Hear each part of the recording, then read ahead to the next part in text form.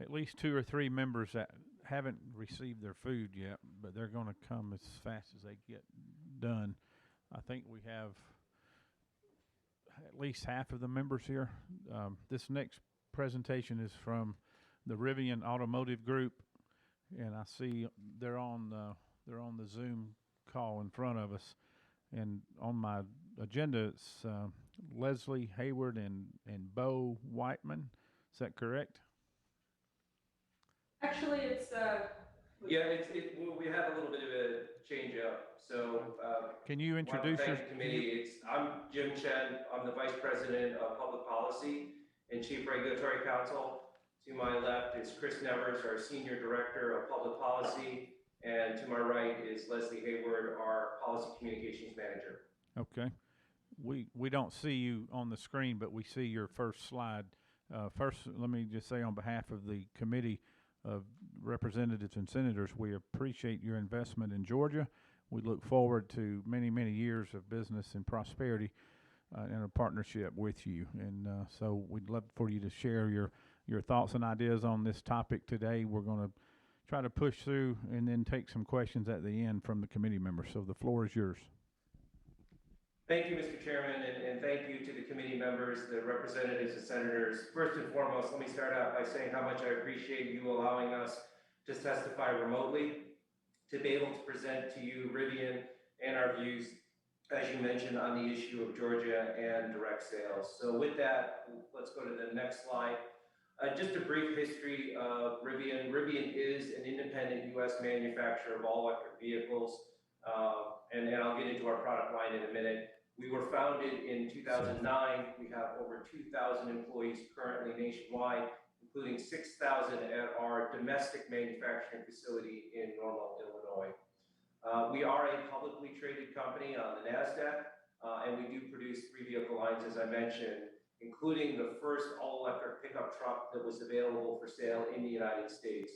We're proud of the fact that this is a vehicle that was designed, iterated, and is currently being built in the United States. Rivian is devoted to domestic production, and I'll get into a little bit more about what our investment will be for Georgia. We have built and delivered nearly 10,000 vehicles so far. We are on track to reach our stated goal to investors of 25,000 vehicles by the end of this year. We're in addition building out a nationwide network of charging centers as well as service centers to support the vehicles that are out there in retail locations in various states. Next slide. This next slide, Forever Starts Now, shows the 3 vehicles we are producing in the United States. The R1S sport utility vehicle at the very top, the R1T pickup truck at the bottom, and the Amazon all-electric delivery van, EDV, on the right-hand side. We are excited that we were able to launch all 3 vehicles in 2021. It's the first time any original equipment manufacturer, any OEM, was able to certify and release into the market 3 vehicles all at the same time using completely new powertrains. We won significant accolades from the automotive press, calling the R1T pickup truck one of the best pickup trucks they've ever driven, including Motor Trend's 2022 Truck of the Year award. And now as we release more and more R1Ss, accolades about what automotive writers have called amongst the best SUVs they've ever driven, not just electric SUVs, amongst the best SUVs they've ever driven. The next slide's a little bit more about Rivian in Georgia. We are super proud of having chosen Georgia for our investment, and in fact, not so much a choice as a partnership. This partnership was announced in December 2021. This will end up being a $5 billion investment by Rivian into our second manufacturing facility in the United States, in Georgia, east of Atlanta. We are looking at 7,500 advanced manufacturing jobs at an average salary of $56,000 per year. Construction will begin in later this year, in fact, next month, and production to start in 2025. This will be our showcase largest facility, domestic manufacturing facility, eclipsing even the Illinois facility. Illinois was set up to run roughly 250 at a stretch, maybe 300,000 vehicles. The Georgia facility will have a production capacity of over 400,000 vehicles a year. The site is in the confluence of Walton, Newton, Monroe, and Jasper counties. We are working with the Joint Development Authority that represents all 4 of those counties as we move forward. And we have worked with the Georgia Department of Education to launch the electric vehicle career pathway. We're excited about what Georgia has to offer and to present. To be clear, this was a nationwide search for the location, and we looked at the business climate, the political climate, resources, logistics, infrastructure.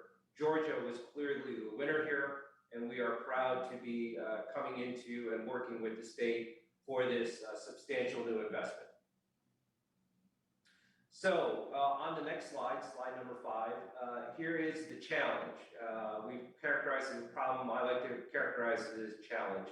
Basically, in 2015, Georgia changed state laws to block new EV-only manufacturers from selling directly in the state.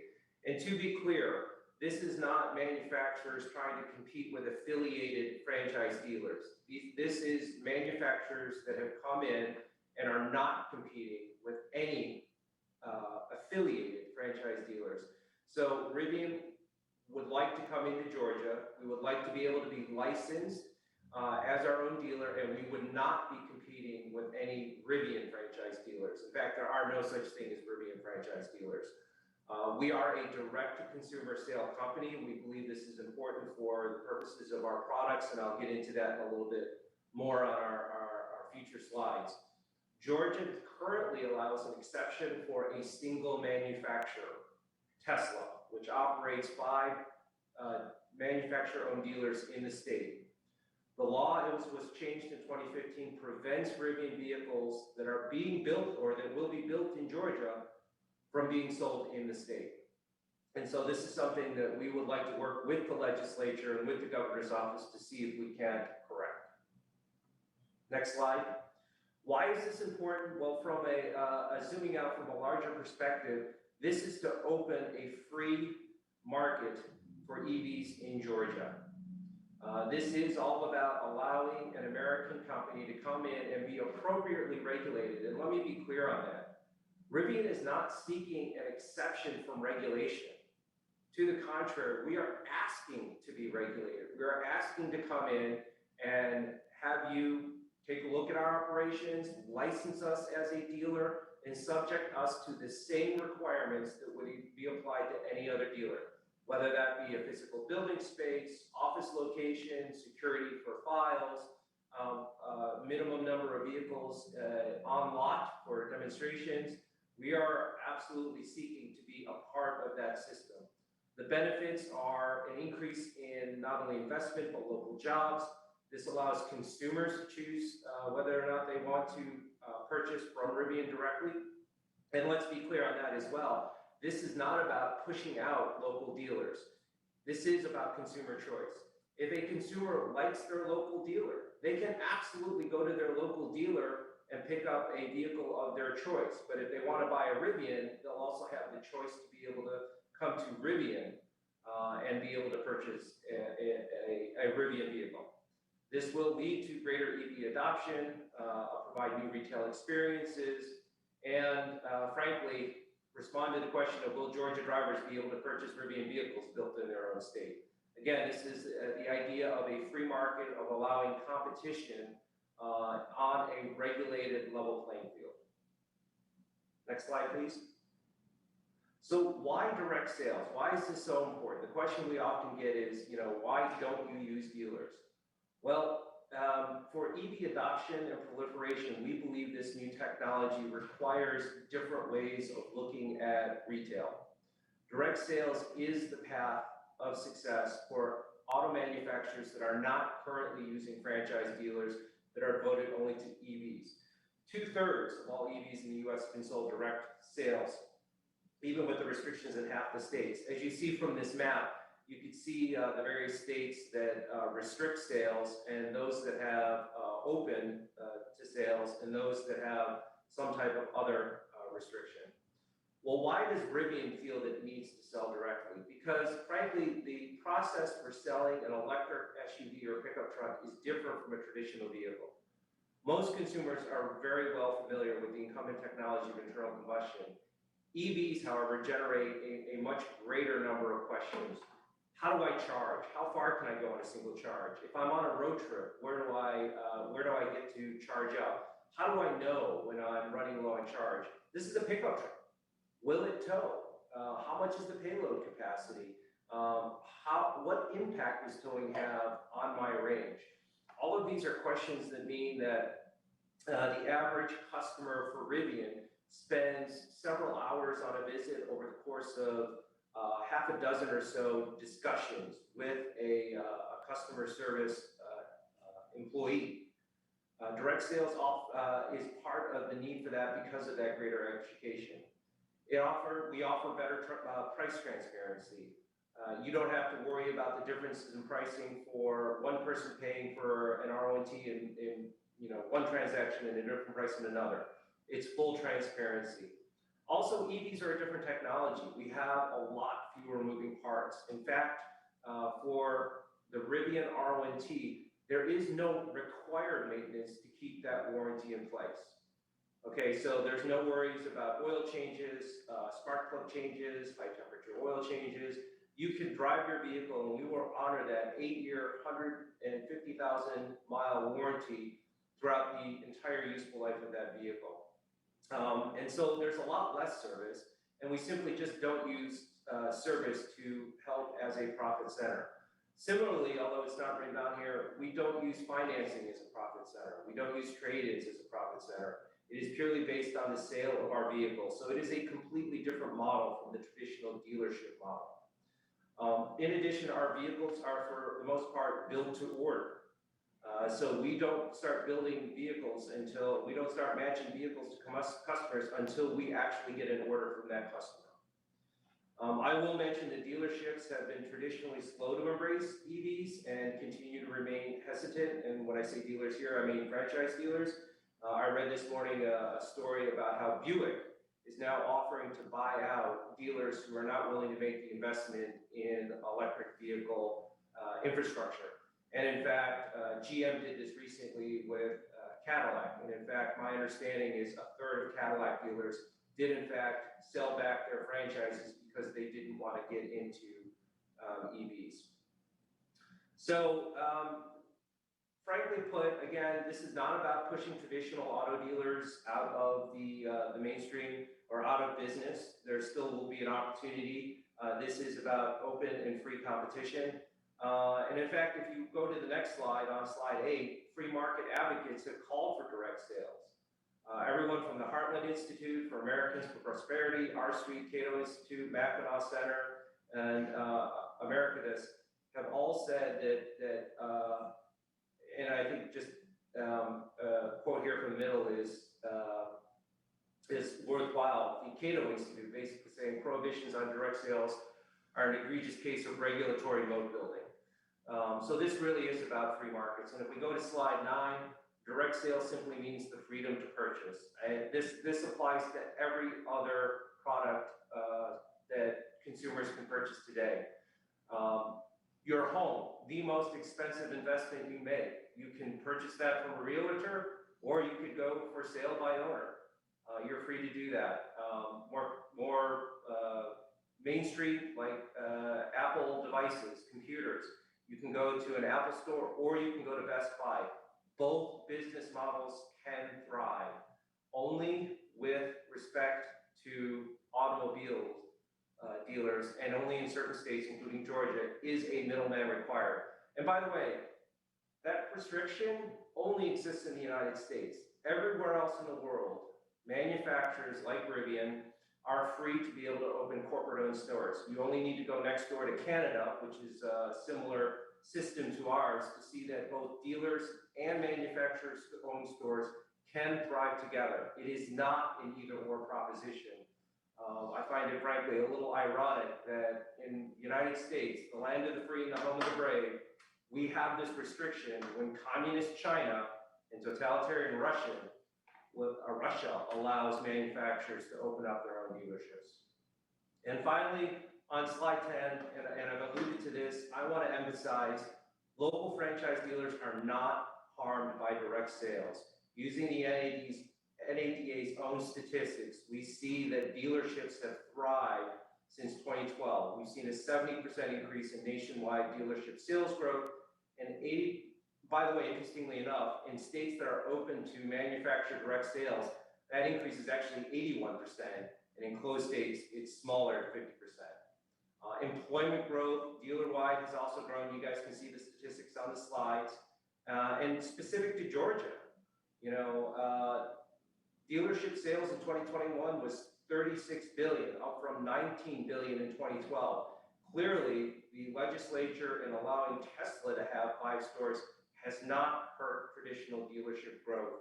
Rivian is simply asking for the same opportunity to invest in Georgia beyond our factory, which we're excited about, but to be able to sell as well. So with that, I think we go to the last slide, which closes us out. Would be happy to take questions from the committee at this time. Okay, thank you very much. Any questions? Raise your hand. No questions. Say again. We do not have any questions at this time, so thank you for your information and presentation. We may come back to you at another time in a future meeting. Absolutely, we're here to respond. We want to work with the legislature, and again, we thank the committee, Mr. Chairman, for your time today and the opportunity to present our case to you. Thank you again. Thank you.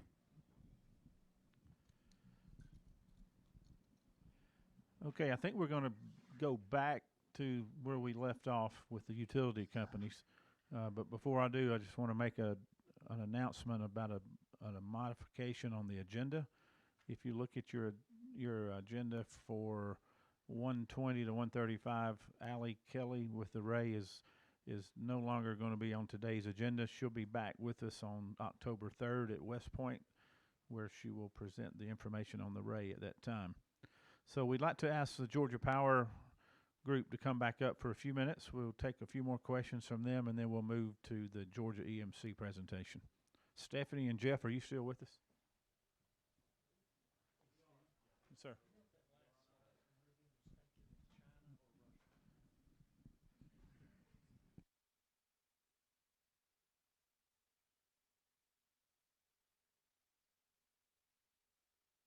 Who has a question for Georgia Power where we left off? Mr. Parsons on the end. You want to grab a mic down there, or do you want me to pass this one? Here you go. You need to talk into the mic, please.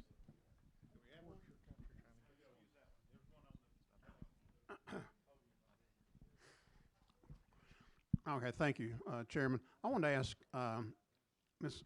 Gossman, you had mentioned, I just want clarification on this. You had mentioned in your presentation that in the 2022 rate filing that y'all had somehow addressed demand charges relating to EV charging, if I understood that correctly. That's correct. What could you explain that? I'm not sure what does that do? What does that do in the filing, or what is the effect of that?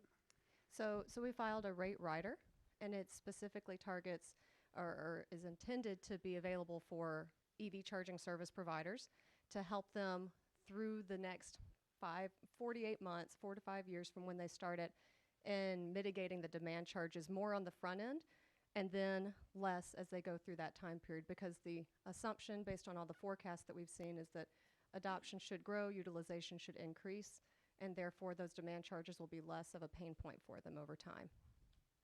Okay, well, I appreciate that. I'm not sure exactly what, obviously I'm not sure exactly what it does, because I've never seen the filing. Probably wouldn't understand it if I read it, but I'm just trying to figure out what that actually does for these convenience stores and these people that want to do it on a free market basis. So, yeah, but thank you.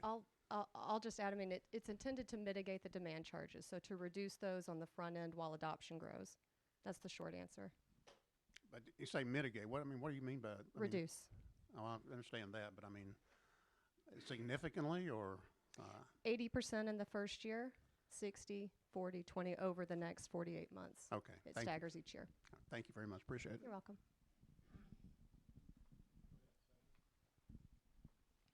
Let me ask you a question. We're talking about money. That's all we're talking about. what if Georgia Power, the Public Service Commission, the EMC, the MEAGs, and DOT.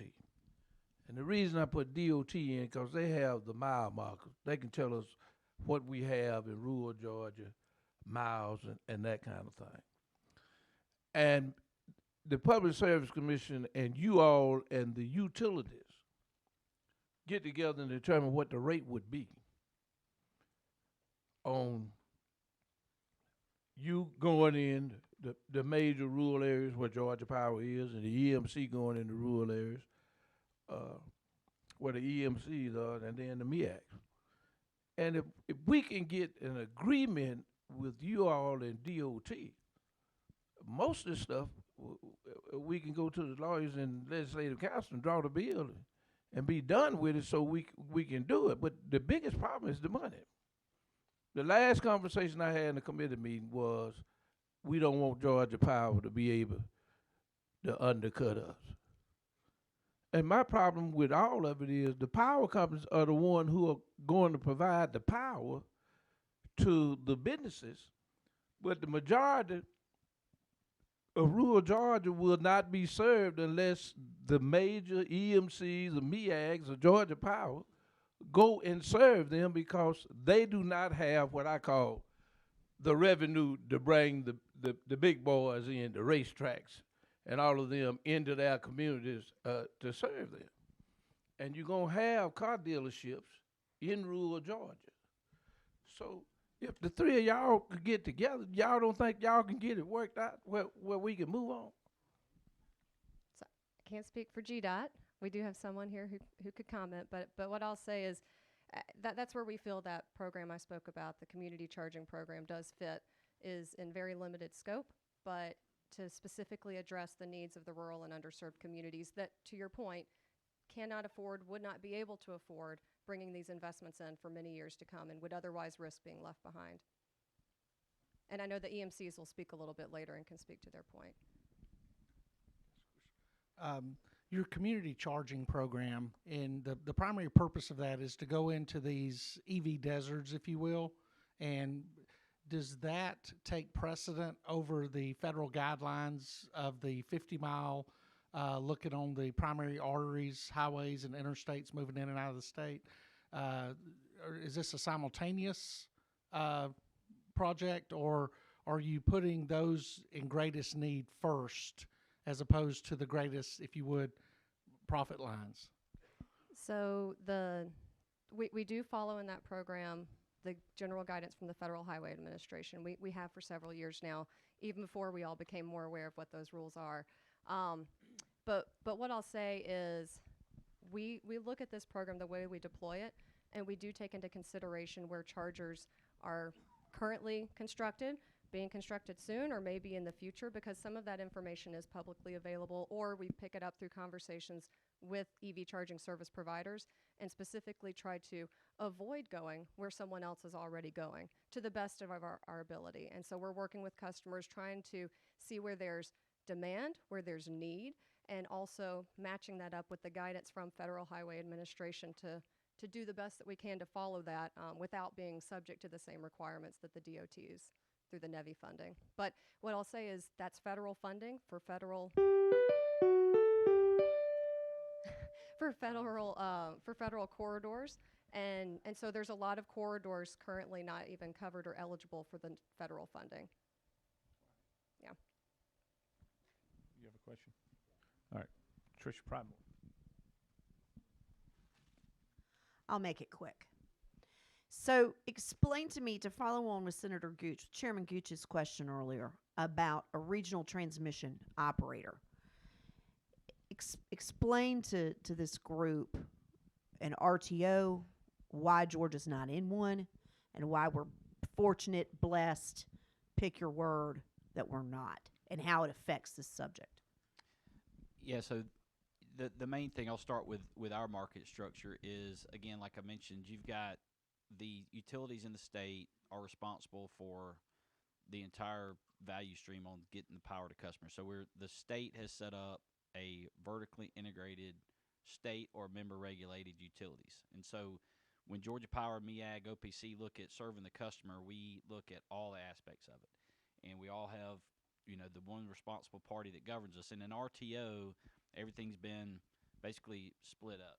So you've got a transmission system that's got an owner and an operator. You've got generation that bids into that market, makes their generation available if they deem that to be in their best interest. And then distribution are separate companies as well. So it's all split up in terms of what's driving those decisions.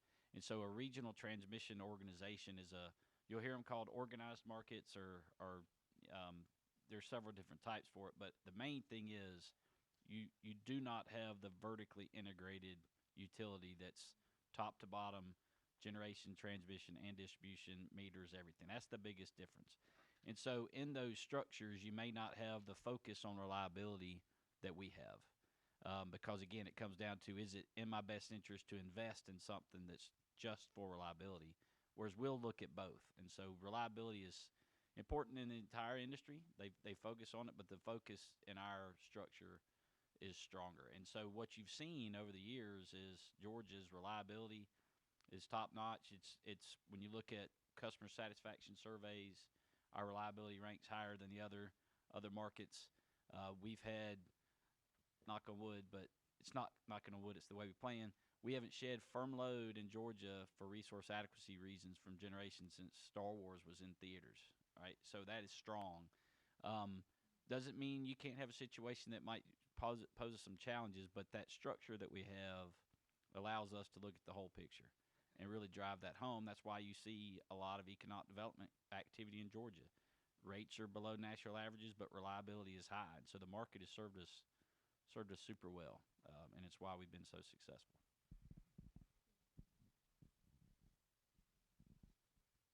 Thank you. Any other questions from Georgia Power? Last chance.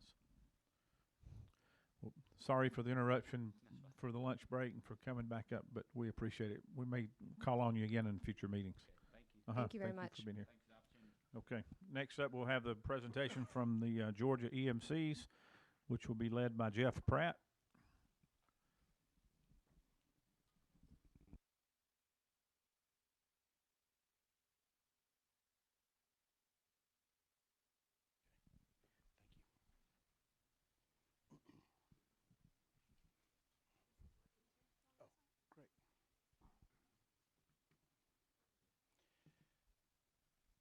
So good afternoon. Look forward to sharing a few words with you today and testifying. Chairman, I appreciate the opportunity to be here and honored to be here in front of the committee and provide some thoughts from the electric utilities. My name is Jeff Pratt. I'm president of Green Power EMC, which is a utility that is owned by the cooperatives to source renewable energy and other emerging technologies for the electric cooperatives in the state of Georgia. I'm also vice president of Oglethorpe Power Corporation. I serve as vice president of emerging technologies for that group as well.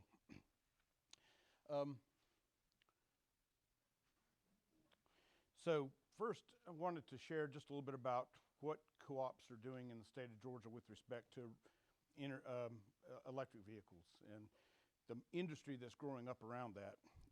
First, one of the most fundamental things that co-ops have done over the many years is to educate and inform and create awareness for energy-using technologies that are available to them, and that's happened since light bulbs and dishwashers and washing machines, refrigerators, helping customers understand how those things work and the best way to utilize those.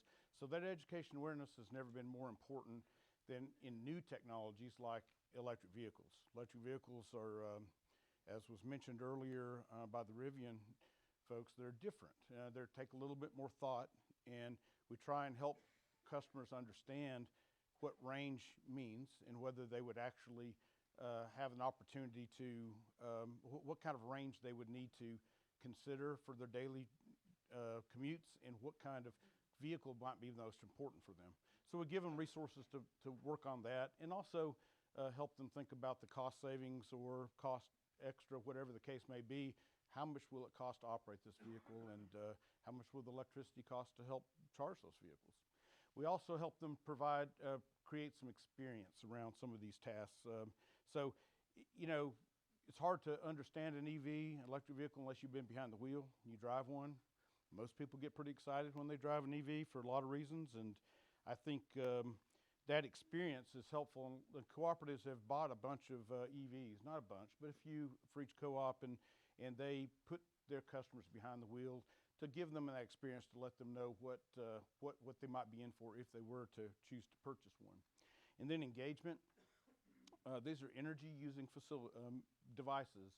So our cooperatives are continuing to look at the adoption rates, forecasting what the adoption is going to be, help our customers understand things like, help meet the customer where they're at, to charge appropriate rates to them to help make sure that they get the value they can while recovering the costs that the utility has to have. So, you know, the big question I heard in the last session, not the last session today, but the last committee meeting was, you know, is the grid ready? And I want to, you know, just hit on that for a moment. Today, there are about 50,000 EVs in the state of Georgia out of about 9 million vehicles or so. It's about 0.5%. We're really quite proud of that level of engagement. It's not California, thank goodness, but it's fairly robust. Today, if you want to buy an F-150 and you didn't register early on, it may take you to 2024, maybe 2025 before you'd receive it. So a large number of vehicles will not be available to customers until about 2024, 2025. You can buy one today, it just may not be the one you want until more availability comes along. And so as you look at this graph, in 2030, and this was kind of alluded to by George Power, it's generally the same information. In 2030, we'd have maybe 500,000 EVs on the road. That's a 10 times increase in about 6 years, 7 years. That's pretty aggressive. It is a reasonable forecast, but I'm making a point on that because if you look at where we are today in a general adoption curve for new technologies, new industries, today I would say that we're at about 0.5%. We're not even into the early adopters yet. We're at the innovators, people who are willing to deal with charging infrastructure not very far apart, and sometimes willing to try new technology. Now, if we make it to 500,000 vehicles by 2030, we will clearly move into the first part of the early adopter category. That gets us to about 5% of the vehicles. And so my point in this slide is that this adoption is going to happen fast, but we have time to make sure we put policies in place to understand the implications, and to start understanding customer behavior. So in my opinion, there's not a crisis today. The study committee is a very welcome opportunity to begin learning about these items and begin considering them. But my caution is to be careful in policies we put in place before we understand, you know, exactly how customers are going to adopt the technology. So we're early and we have time. So this graph is up here for a couple reasons. This is where I want to talk a little bit about our cooperatives and where they serve in the state of Georgia. The red areas is the assigned territory across the state that our cooperatives serve. George Power's in white, and they serve parts of rural areas all over the state as well. And the municipality is much the same, the blue, which is a little hard to see, but there's about 53 blue spots on there in territories that they serve. So our cooperatives were formed 80 years ago to serve the underserved areas of the state of Georgia. That is a key part of their mission, and they still have that mission today, especially with technologies that come along like EVs. So we want to be able to supply and provide services to our members in those areas that request it and want to participate. You know, we're member-owned. That means our customers own us. That includes all our commercial, industrial, private companies, residences, all of our owners. And one of the points I want to make is we don't want to compete with our own owners. We want to help them provide electricity, provide the electricity they need in areas, in wherever it makes the most sense for the private industries to actually serve. But where they don't, where it does not make sense yet for a private entity to serve, our members in these local communities may ask us to provide some services just like they did 80 years ago and continue to do. And we want the ability and flexibility to be able to do that as we move forward.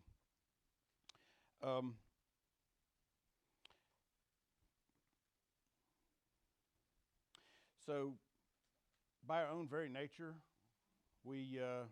by being a not-for-profit entity, there are not very many instances where there's cross-subsidization. You know, we work very hard to put facilities in place that do not cause discriminatory rates among different customer classes and different types of customers. So we take that very much to heart. You know, where are we at on fast charging among co-ops in the state? About less than 1% of the state's fast chargers that co-ops serve, and most, in fact, I do believe all of them, don't know of any of the fast chargers that are not located at a co-op's headquarters. And at those headquarters, they largely serve their two purposes. One is their own fleet, but they didn't put many of them behind the fence. They let their customers use them, members use them too, and largely for education, that first point of education awareness, trying to spur the market a bit and help customers make good decisions. How long do they have to sit in the co-op's headquarters office and charge, and what does that mean? Are they willing to do that anywhere else? And it's a good education opportunity. So, you know, this particular graphic is really up here to help you think about the unknowns that are out there today. We really don't know the rate of adoption. We're getting clues, but the rate of adoption is still unclear, uncertain. We don't really know for sure how customers are going to behave. We believe that they'll charge at home quite often. I mean, who wouldn't want to plug in at night when the car is not inconvenient to do that? But how are they going to charge on the interstate roadways? We absolutely need that engagement, but what kind of environment will they really enjoy sitting for 30 minutes? Is it Cracker Barrel? Is it convenience store? We're not sure, but we need to be considering that and being prepared. And the technology, you heard this today too, the technology is evolving quite rapidly. And today's chargers that we put in, even under NEVI, under the new federal infrastructure bill rule opportunities, you know, in 5 years, 10 years, we may find that the technology will be so different we need to switch it out. That doesn't mean we don't need to invest today. It just means that we are in that early stages of this, and we need to be careful about policy we put in place that may cause a problem later on, you know, before it becomes a problem. Not solve a problem that's not here yet. We're actively following the technology. You know, we're working with other public providers of charging to make sure that we look at rates and structures that will be helpful and will help our customers and members make new business opportunities. We're working with large C-stores now to create rates that will be and pilot those to see if they work, both for the utilities and for our owners and members. So it's important that we think about those items and that we engage our customers where they're at and where they're at today, and we're doing that actively as we speak. So in the end, what do these early adopters really want? I mean, there's lots of things they want, but a few just jump out when I think of charging. One is they want the chargers to be reliable. There are states around us that have requested and assigned the utilities the responsibility of putting in the chargers because they had heard and had horror stories on the reliabilities of those systems, and they felt like the utilities, you know, have a built-in system to make that happen. I'm not suggesting that needs to be the case here. I'm just saying that everybody has a different view on how that happens. You know, one of the most, as you're an EV driver today and you have, you stop to charge, unless you're a Tesla driver, you know where to go, the superchargers, but everybody else, you have to have a different card or a different app and almost every different charging place you go. To get to that next level of adoption, we're going to have to simplify those things. And I'm not sure if the government and the study committee really have a role in that, but interoperability between charging equipment would be very impactful to our folks. And lastly, you know, it just makes sense. As an EV driver myself, pay for the volume of energy that you purchase at a location, not the amount of time. A Nissan Leaf will charge at about half the speed or maybe a third of the speed of a Tesla. So if you sit there for 30 minutes in a Leaf, and you will not get your money's worth compared to a Tesla if you charge by time. For the customer's perspective, we need to make this tweak in our current regulations to make that happen. Mr. Chairman. I'll start off a couple questions. So are you putting in charging stations at people's homes? Do you sell those or rent those? Not at this time, we do not. Have you done that in the past? We have not. We do have some cooperatives that are offering some incentives that would like a rebate if they will put in a charger at their home. But you do have some in public parking lots. We do, yes. And inside that box or that device, is there some kind of a meter that measures time or kilowatts that run through it? There is, yes. So you could read that and accumulate a total dollars of energy cost over time. Yes, if we own the equipment, then we have access to that data. Mm-hmm. If it is a private entity that owns that equipment, then our only metering point is at the premise at which the facility, those charging units are connected. We don't have insight into the rest of that. And are these public charging stations metered separately than the business or the premises they're on? You know, there's not enough of them yet, but I would say that today it's half and half. Okay. You know, they're not all by any stretch. I'm not trying to lead you. I'm No, just no. trying to establish a couple thoughts in my mind. How do we capture that revenue that we're going to talk about in the future meeting? Can you put some smart meters on these devices to where they're read without someone having to literally go by once a month or what have you? I mean, you're using smart meters on homes today, aren't you?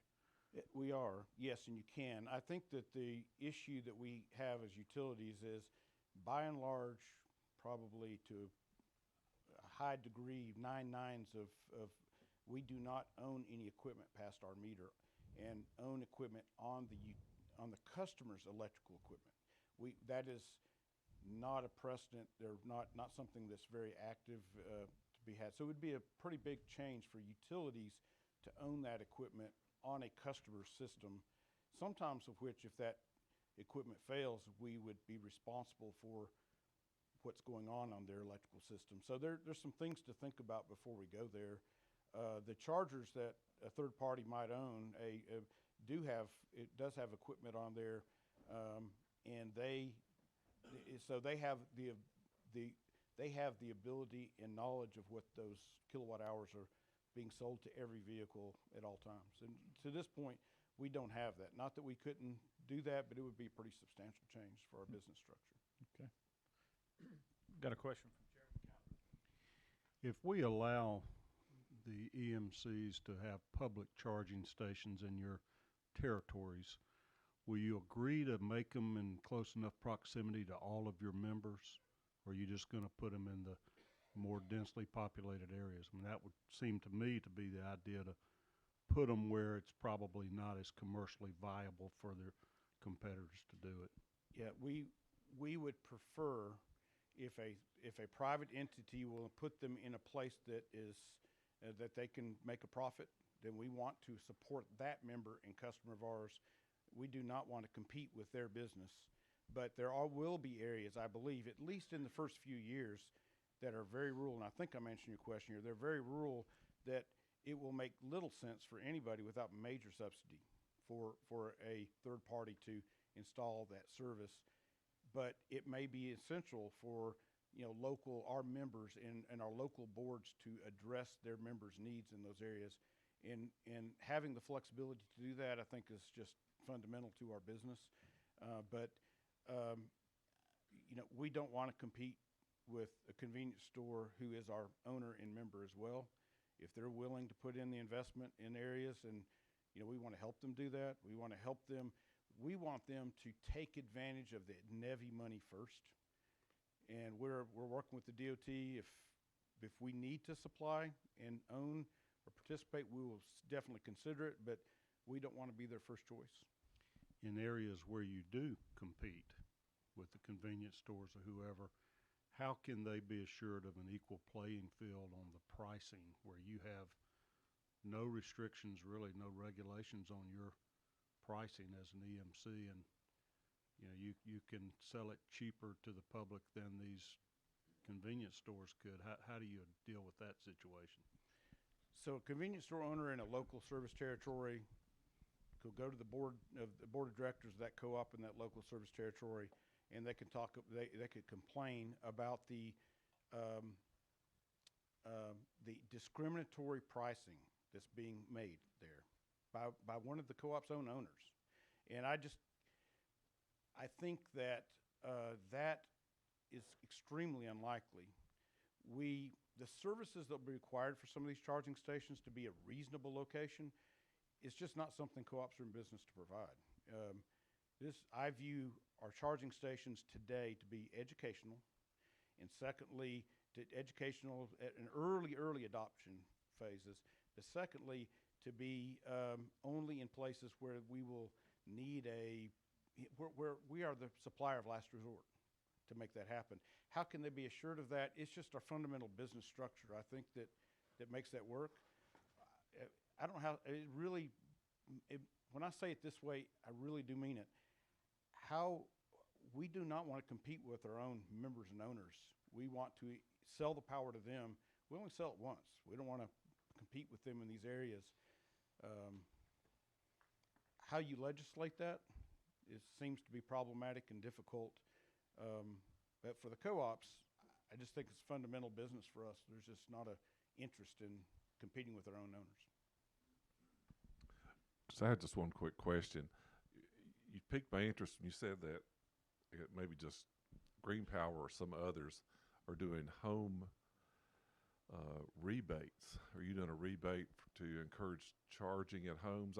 My curiosity is, who's paying for that? Well, we've had rebates for electrification sort of technologies for many years, and what it really does is, for example, a heat pump. We've incentivized heat pumps because we want customers to use energy at the times of year when we'll help reduce our overall average wholesale power cost. And this is a very similar piece where we're encouraging customers to charge at the right times with the right equipment that's safe. And we are interested in selling more electricity, but the charging, it just makes it more convenient for the customer and helps us engage with them to learn to charge at the right times. Anyone else? Chairman Parsons.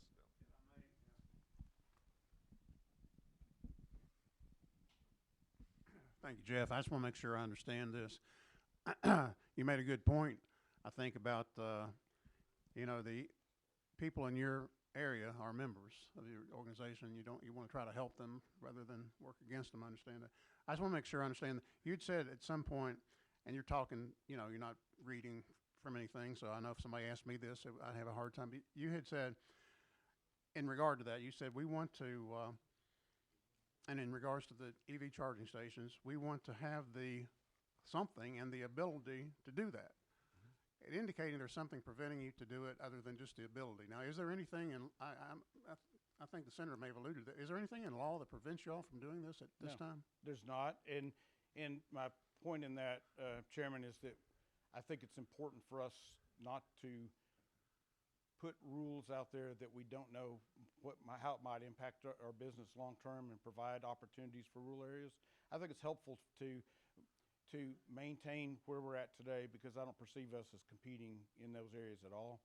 I think that our role is to provide service in areas where others aren't willing to serve, if that need be, or to help our private entity customers and members provide the service economically and helpful to the rest of our members to be that retail wholesale supplier for them. Right. I understand that, and I can understand, from y'all's perspective. But I mean, what I guess I'm looking at from our work in the committee, and it's nothing against what you said, but I mean, I'm looking at things we need to do. If there's something we need to do in law, what do we need to do? And I just want to make sure, I want to make sure that I was correct, and there is nothing that prevents you all from doing that now. There's not. Okay. And I would just add that there's no, the stumbling block today is we as an industry, and I don't mean utilities, I'm talking about those in the broader EV industry, is we are in a chicken and egg situation like you were with many other technologies early on when they were young, and that is that, it's if you build, we're kind of federal government's incentivizing charging equipment because they believe if you build it, they will come, right? And but none of us have a strong interest in putting money in areas unless it meets a member's needs that won't receive a good, reasonable revenue stream over the next few years, right? So I think that we're in this position today where it's a growing part of the business where it's hard to make these millions and millions of dollars of capital decisions when we're unsure about adopting the level of adoption over time. And it makes it hard for private industries. It makes it hard for utilities. Our members are very conscious of investing money where we're not going to make a return back in a reasonable amount of time. And I can assure you in these rural areas, it's going to be hard to make that happen. But sometimes we are forced to do that because it is a service that our members want in those local areas. Okay, so I'll just one more question, I guess, Okay. follow up.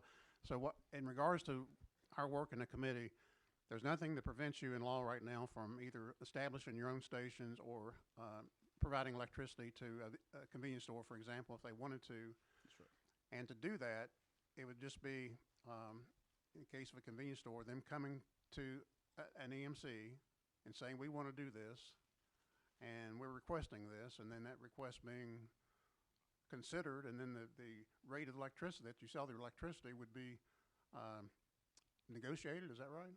We have standard rates that they can apply for today, and we are looking at this emerging load. It's a different kind of load, and we're looking at potential new rate structures that would be better fit this class of customer than other commercial facilities. Much like Georgia Power said, we're doing the same thing in evaluating, does our current rate structures, does the cost and benefits really fit? And we don't know yet. We don't know for sure, but we're working on it, and we're working with the convenience stores to meet those needs. Thank you. Sure.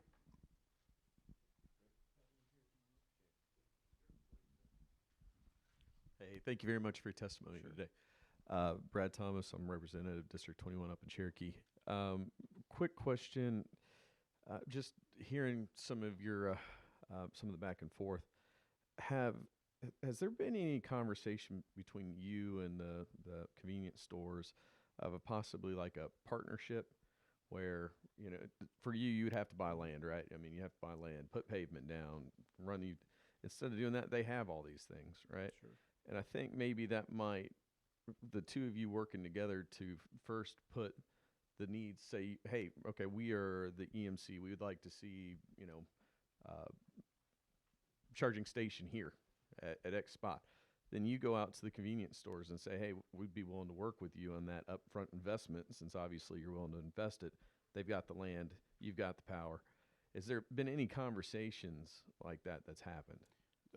Those business-to-business discussions are going on as we speak, and yes, we are talking to them.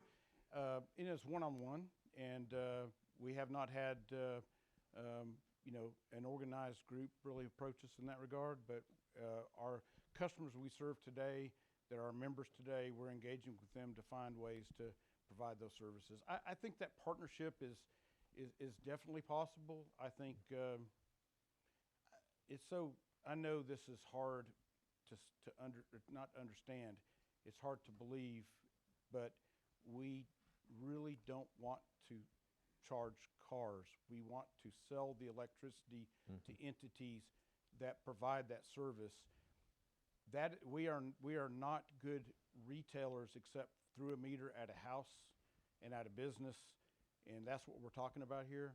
But if we're in, I hesitate to name a rural city where we have 25 lightning pickups on farms that need a place to charge when they're at lunch in the middle of the day, and the private entities aren't willing to do it, but our members go to our board and says, we need some service here, then, you know, I would encourage our cooperatives to first look at some private entities and see if we can make that partnership and make it happen. But if it doesn't happen, our boards may say, you know, let's provide that service for our members, at least until the private market catches up. So you think that that'd be realistic for you all to set it in your governance policy that you engage with convenience stores first, and then if you can't find, I guess, a taker, then after that, you know, this is a fallback measure? I do. I think, you know, apart from some education opportunities for our members in certain locations, I think that could be reasonable. I'd have to look at language and see how it really fits. But and by the way, I have to be careful to say private businesses in general, because we don't know where convenience stores are well aligned. I agree with everything that's been said today to provide these services, but Starbucks thinks they are too. Out in the West, they have put in a charging network out there, and we have no control over that. Cracker Barrel may be interested. I don't know. They have been interested. Walgreens was one of the early public charger opportunities in the nation. They have since not continued that, but my point is, all of our members, all of our business customers may have an interest, and our interest is to engage with them first. Okay, thank you.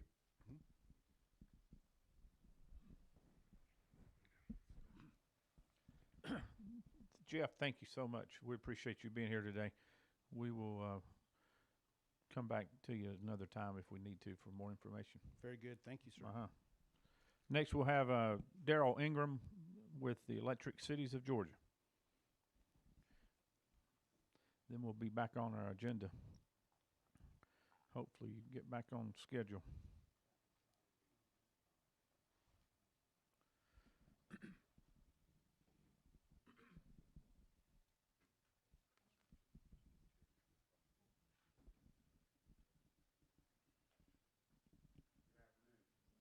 You may have to turn that switch on. It's on your, about halfway down there on your thumb. Push it up.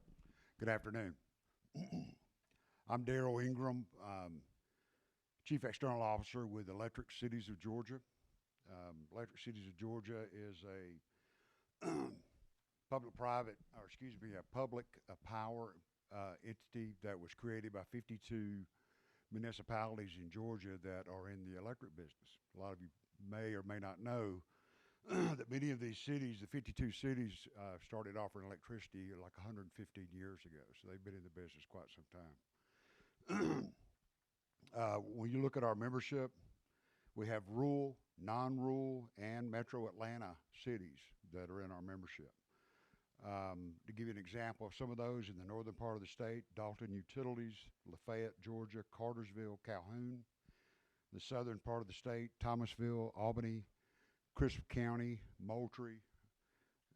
In the east side of the state, Covington, Sandersville, Commerce, Elberton, Sylvania. The west side, LaGrange, Noonan, West Point, and some of the metro Atlanta, Marietta, East Point, College Park, Norcross, Lawrenceville have all been in the electric business for over 100 years.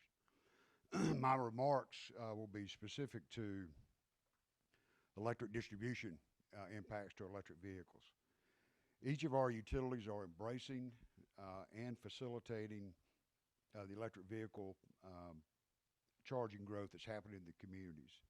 You heard from Janine Miller at your last meeting, or her testimony, the Director of Planning at GDOT. They gave testimony in,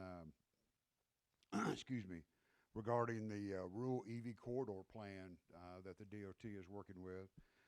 We've been working and partnering and have agreed to partner with the DOT and our communities that are located on these rural routes to provide electric service to these new charging stations, which would be 4 level 3 chargers, about 600 kW.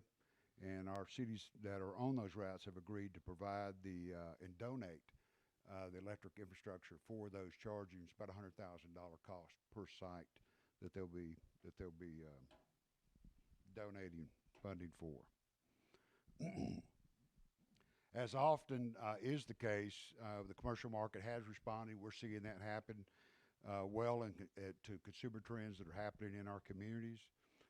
Privately owned chargers, both level 2 and level 3, are being installed for public and for customers of retailers in our communities. Excuse me, sorry about that.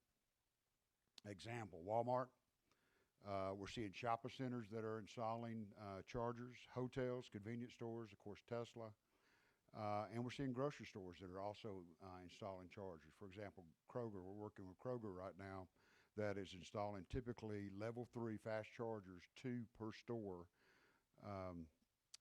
that are going in many of the stores. I'm not sure what their plan is, but we've been working with them on several of the stores.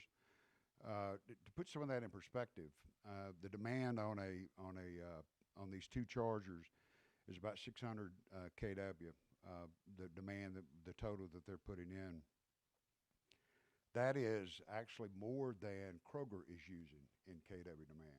Just to give you a little bit of perspective, the Kroger's running about 350 kW, and we're installing chargers at about 600 kW. So that transformer cost, we talk about CapEx coming in on this. That's about a $50,000 transformer, and that does not include all the other costs associated with that. So the privately owned EV chargers that I just discussed are being metered and being billed under the Electric City's commercial utility rates. The upfront capital cost varies by, the charging station sizes. Customers and the aid to contribution to electric infrastructure depends on each utility's policies and procedures. So each of these are 52 individual utilities that operate. They all have different policies and procedures. Most of them are pretty common and are pretty much the same, pretty common. We anticipate all commercially owned EV charging stations will be upgraded to level 3s, really to meet customer demand in the future. Feedback from some of the EV owners have included, which I thought you might find interesting. One comment was they will drive 10 to 15 miles out of their way to charge their EV with a level 3 charging, which as a fast charger level 3, you can get about 80% charge in 20 to 30 minutes, or that's about a 3 to 15 minute per minute charge, 3 to 15 mile per minute charge. So again, as some of the other speakers mentioned, it varies by the device, how much charge is on the batteries of the vehicle and the type vehicle. So it all varies. We understand the EV model is a customer-driven model, and closely monitoring consumer trends in this space is very important. We are doing that. We anticipate a slow EV rollout, but also anticipate larger population centers will have the initial single largest impact on system demands.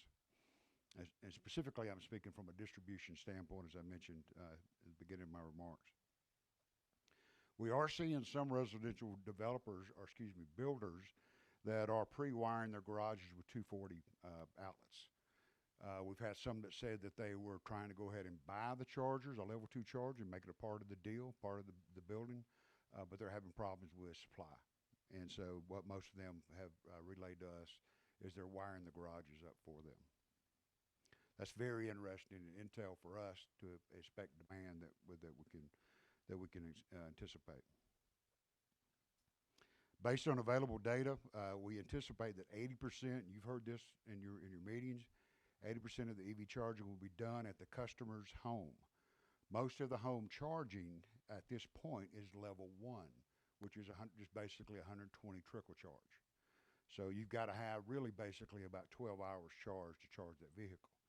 That's not creating that much of an issue at all for us, but we do anticipate over time that more level two chargers, which are basically a 240 outlet, will be installed at the home and at the workplace.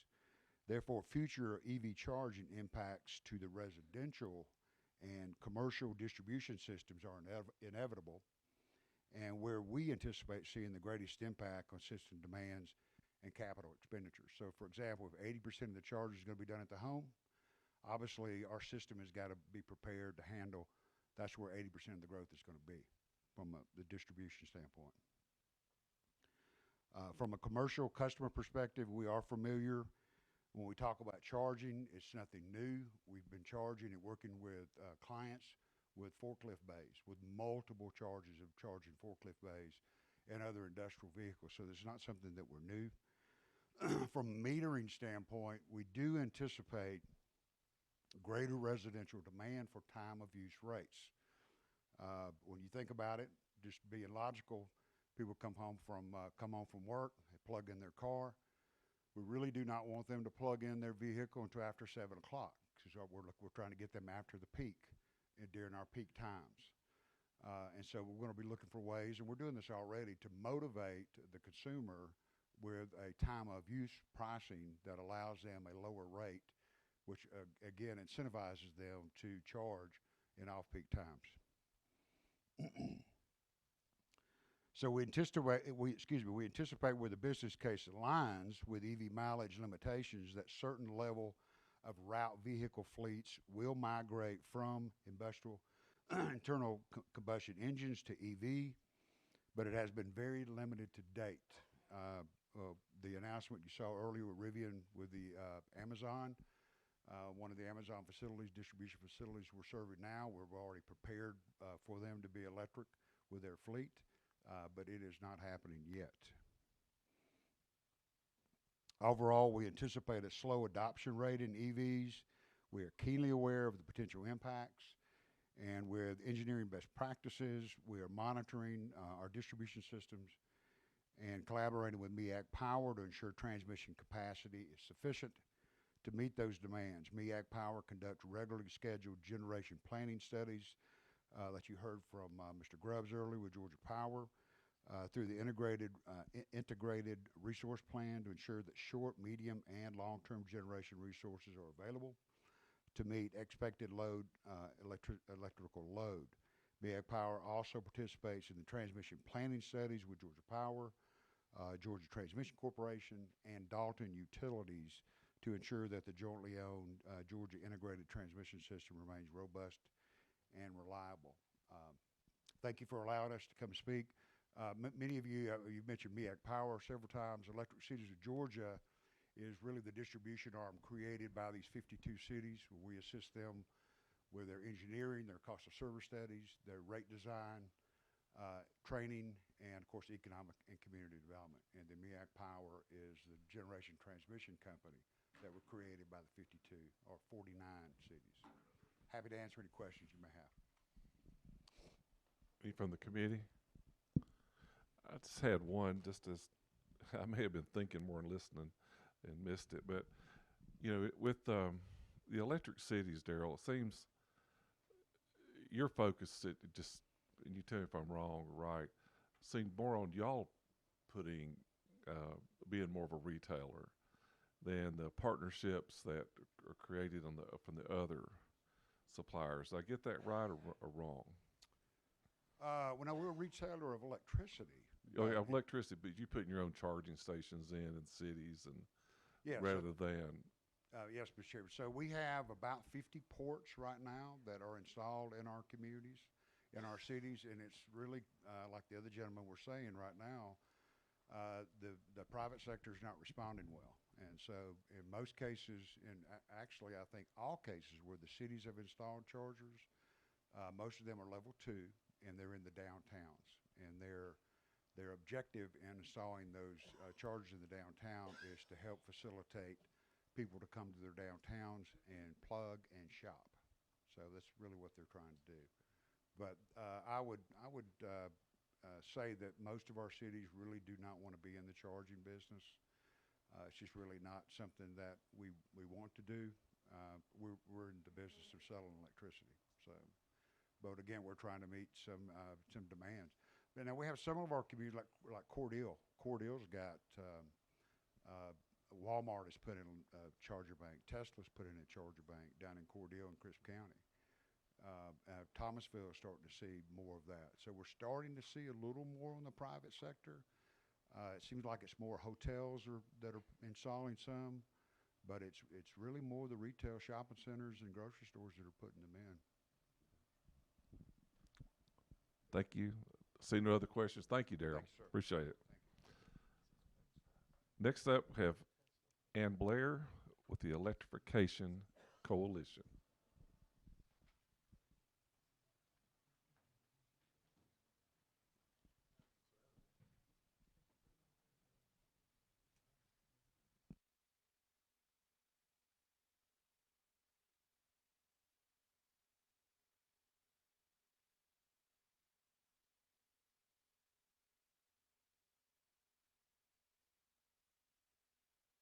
Good afternoon. There we go.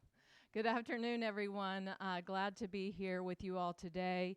Thank you to Chairman Gooch and Chairman Jaspers for the opportunity to be here today, and members of the committee. My name is Ann Blair. I'm Director of Policy at the Electrification Coalition. And I also serve as President of EV Club of the South, which is made up of more than 1,000 members of EV car drivers, as well as those who are interested in EVs. And so I'm here on behalf of them and also the Electrification Coalition. We are a national nonprofit, nonpartisan organization that really is committed to the deployment of electric vehicles on a mass scale. And we're really driven by this from a national security perspective.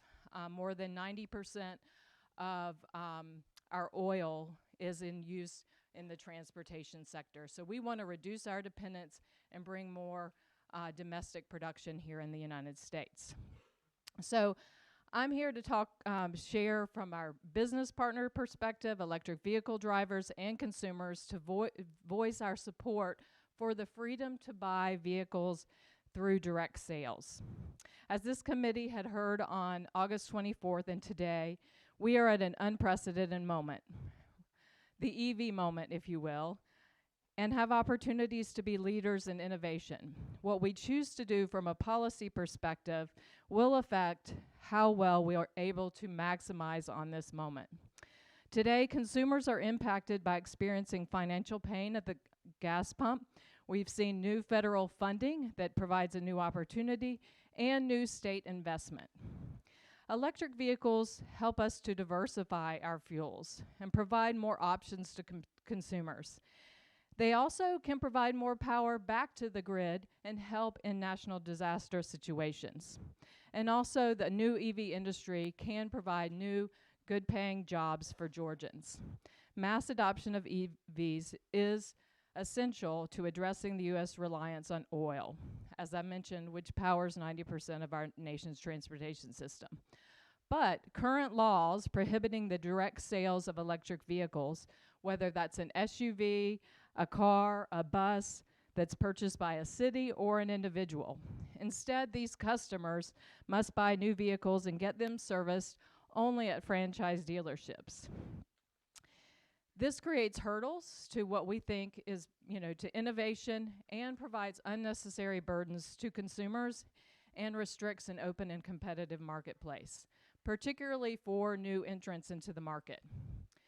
So by prohibiting direct sales here in Georgia, it means that Georgians are forced to travel out of state or purchase the vehicle out of state, and then after they do purchase, they have to leave the state again and go get it serviced elsewhere. We think that should be happening right here in the state and keeping that money locally rather than going outside. So what direct sales will enable is for customers, if they're interested in these newer, what tend to be newer vehicles, and mostly electric vehicles, will allow people to test drive them here, purchase them here, and get them serviced here. And we think that's in the best interest to all Georgians. So direct sales, just to highlight some of the other points that Rivian made earlier, provides more access for electric vehicles to Georgians, more choices, improved purchasing experience to consumers, access to service and maintenance, promotes free market values that Georgia does stand for, and will create new jobs and economic development for the state. Some 80% of EVs sold in the country today are through direct sales, primarily Teslas, as Rivian shared some of that information. They are allowed to do this, but none of the other new EV manufacturers are. And states that are open to direct sales are seeing adoption rates of up to 5 times the rate of those that don't have an open market. But many states like Florida and Tennessee, as well as many others, have found a path forward to allow the franchise and direct-to-consumer models to coexist. And we'd like to see that here in Georgia. So just to wrap up a little bit, the future of our nation really does depend on our ability to diversify our fuel sources and support innovative ways to buy products. What I hope this committee will focus on in this committee, not just the issues we talked about this morning, but evaluating whether new EV manufacturers, whether it be Tesla, Rivian, Lucid, Lordstown, and others, should all have the ability to choose the business strategy that makes the most sense for them. Many other states have found pathways, as I mentioned, for these to coexist, and Georgians deserve the same. So I thank you for your time, and sorry for my shaky voice here. Happy to answer any questions. Question or two here. Thank you, Ms. Blair. Real quick, you kind of lost me there for a second. Sure. You brought up the national security importance of electric vehicles, and then you jumped off to direct sales. Yeah. Could you explain to me the national security standpoint of electricity as opposed to fossil fuels, since both of those are 2 of the 13 critical infrastructure silos here within the United States, and we're dependent on all of them. That where the increase of electrification or the increase of use of electricity is an important aspect related to national security? That's right. So Georgians, we currently spend billions of dollars that we send out of the state to bring oil here. We want to reduce that dependence by electrifying more of our transportation sector and keeping more of that here in the state. So by using electricity, that's produced here in the United States. Okay, I'm still lost on the national security aspect of that. I understand the infrastructure part of it. Why do we send billions of dollars out of the country every year? And we're protecting our oil assets, and that's a national security risk. So our organization is founded by numerous retired flag officers in the military who've seen firsthand the impacts of our oil dependence, and we want more domestic production of electricity here in the country. I don't push back at all on us becoming less dependent on foreign oil and on us producing as much clean energy and renewable energy here in the United States. I just think if we're going to pitch a particular business aspect, that we be very careful and not touch the third rail of national security, because that's an entirely different conversation. But I do appreciate your talk. Thank you. Sure. Other members? I just have, who are members of the Electrification Coalition? Ann? Sure. We're made up of, as I mentioned earlier, we're overseen by our Energy Security Leadership Council, which is made up of numerous retired flag officers in the military. So that's who we were founded by a coalition of those members. And then we have a business council that's made up of, includes GM and Rivian and many of the charging companies, as well as many of the software companies as well. So it includes a range of different electric vehicle industry organizations and companies. And so I guess so the main issue you've got is direct sales. You know, that is one of a handful of issues that we're focused on. We work both on national as well as state level policy issues. So we are engaged in issues around electric vehicle fees, road issues as well, which I know this committee is looking into, and would love to share some resources that we have on that, as well as many of the utility issues as well that's been discussed here today. We're engaged quite heavily at utility commissions around the country. Okay. Well, thank you. Sure. Thank you for being here with us. Next up, we have Nick Steingart with the Alliance for Automotive Innovation.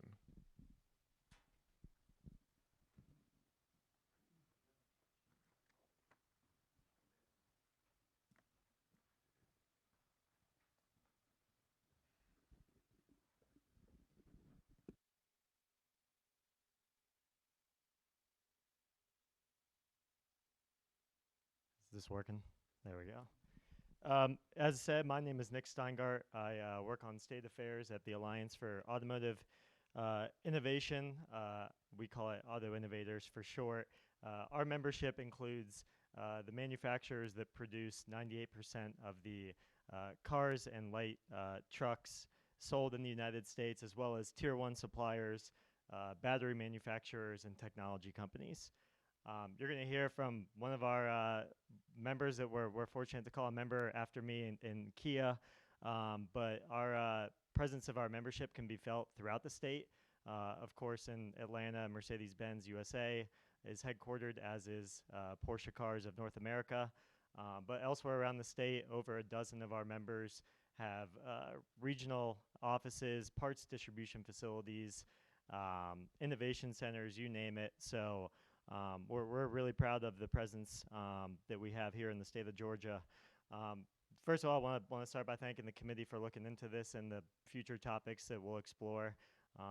These topics are complicated. There's a lot of components to them, and really appreciate you all allowing the various perspectives on these issues.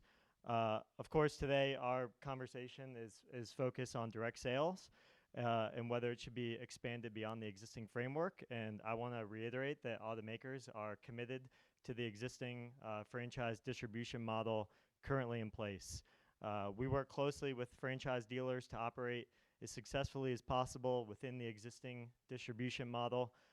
Here in Georgia, as there is in all 49 other states across the country, manufacturers are required to comply with very complex, for anyone who's opened up the franchise statute here or anywhere else, laws, and have invested hundreds of millions of dollars in compliance with those laws over the preceding decades. We think equal treatment of all market participants is critical and ultimately benefits consumers as automakers compete for their business. If a new manufacturer wants to enter the market, we believe they should do so under the same rules subject to everybody else already in the marketplace. There's nothing in current statute that says any of these EV startups or otherwise can't compete in the Georgia automobile market. They're able to sell cars today the same way that automakers have been doing so for decades.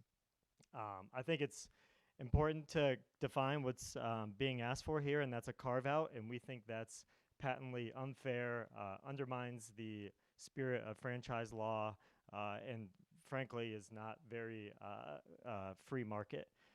I want to establish also our members are not afraid of competition. Competition is good for the industry. Ultimately, it's good for the consumer. Competition is what drives our members to develop better vehicles every model year. But we think competition can only flourish when there's a fair marketplace and every participant in the marketplace is playing by the same rules. The auto industry is hyper competitive, as any automaker or dealer could tell you, and these companies asking for a rewrite of the laws are simply doing so because they don't want to deploy the necessary infrastructure that all automakers have done in compliance with state law, and again have done so to the tune of hundreds of millions of dollars. I want to come back to this point on free market. I don't think there's anything free market about cleaving the marketplace in two and having existing legacy manufacturers who are bound by the franchise system and new market entrants who are not bound by the franchise system. we've heard in the past proponents of direct sale, will point to make statements saying their product is unique and therefore deserves special treatment in the marketplace. And while that may have been new when Tesla was the only EV maker on the market a few years ago, that's not the case as it may have once been. Right now, there are 79 electric vehicles on the market. That number is only going to grow exponentially in the coming years. Automakers have announced across the industry a $500 billion commitment to electrification of their fleets across various timelines in the coming decade or so. By 2026, that number of EVs on the market is nearly going to double. So again, I don't think it's the existing distribution model that's mandated by franchise law that's in existence to further EV adoption, and I'm sure we'll get into what those reasons are in some of the future sessions, but just wanted to make that point. Finally, and one of my last points here is as far as maintenance, I think some of the previous speakers are right that electric vehicles over the course of the lifetime do require less maintenance. That being said, customers certainly benefit from having a nationwide dealership network where they can fulfill recalls, where they can get routine service performance performed on their vehicles. That's a really quick, effective, and reliable tool at the disposal of automakers with our dealership partners that we have in our toolbox. As far as training, you'll hear some more specifics after me about some training programs, but speaking generally, automakers have continued and will continue to develop training programs to make sure their technicians are up to speed. I don't think the auto industry is going to invest $500 billion in the transition to EVs and not make sure that those technicians and dealerships are properly equipped to provide service on those vehicles. So, and then finally, as far as customer education, when it comes to EVs, our members as well as dealers, certainly have a tandem role to play when it comes to greater customer education and awareness around the benefits of EVs. We think the dealers are very well positioned to do so as long-standing members of their communities. They may be able to speak to some of their specific programs that they have at their dealerships around customer education. But again, this is a $500 billion transformation, the largest transformation in the auto industry since Model Ts began rolling off the assembly line. Automakers certainly understand the stakes at play here, and we'll do the proper customer education. If anyone watched the Super Bowl, by the way, I went and looked at this the other day. There was like 7 EV ads, so we're certainly spending the money on greater customer awareness around electric vehicles and the new makes coming to the market. So, want to close by saying that our members have continued to develop sophisticated modern vehicles, and certainly again welcome new competitors to the market.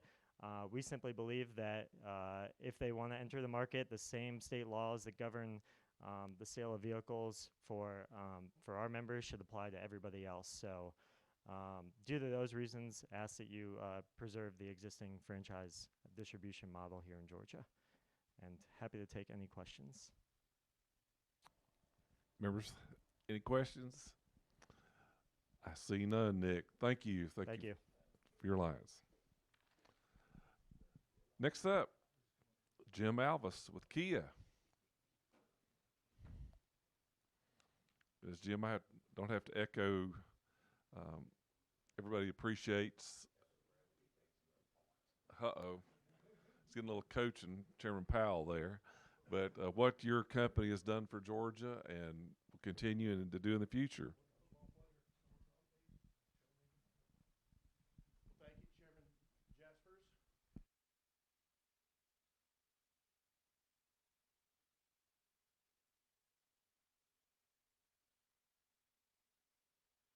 Me. Chairman, thanks for having Kia here today on the agenda. Of course, we look forward to hosting everybody on October 3rd in West Point. I'm Jim Alvis. I'm the Senior Manager for Government Affairs for Kia Corporation. I'm unfortunately not based in West Point, Georgia at our plant. I had to fly down from Washington, and hopefully I'll make my flight home. So I'm going to talk today about our presence in Georgia that the chairman's already touched upon. I'll go over our plans for electrification really quickly, and then talk about some of the state policies to promote EV sales, which I'm sure will be replicating what you heard earlier this morning. So our presence here in Georgia is our largest footprint in the United States. Our sales headquarters is located in Irvine, California, in Orange County, and our plant here opened up in November of 2009. And then a month after that is when we opened up our Government Affairs office in Washington, D.C. It's a $2 billion investment on a 2,000 acre site in West Point. I'm sure you all are well acquainted with that.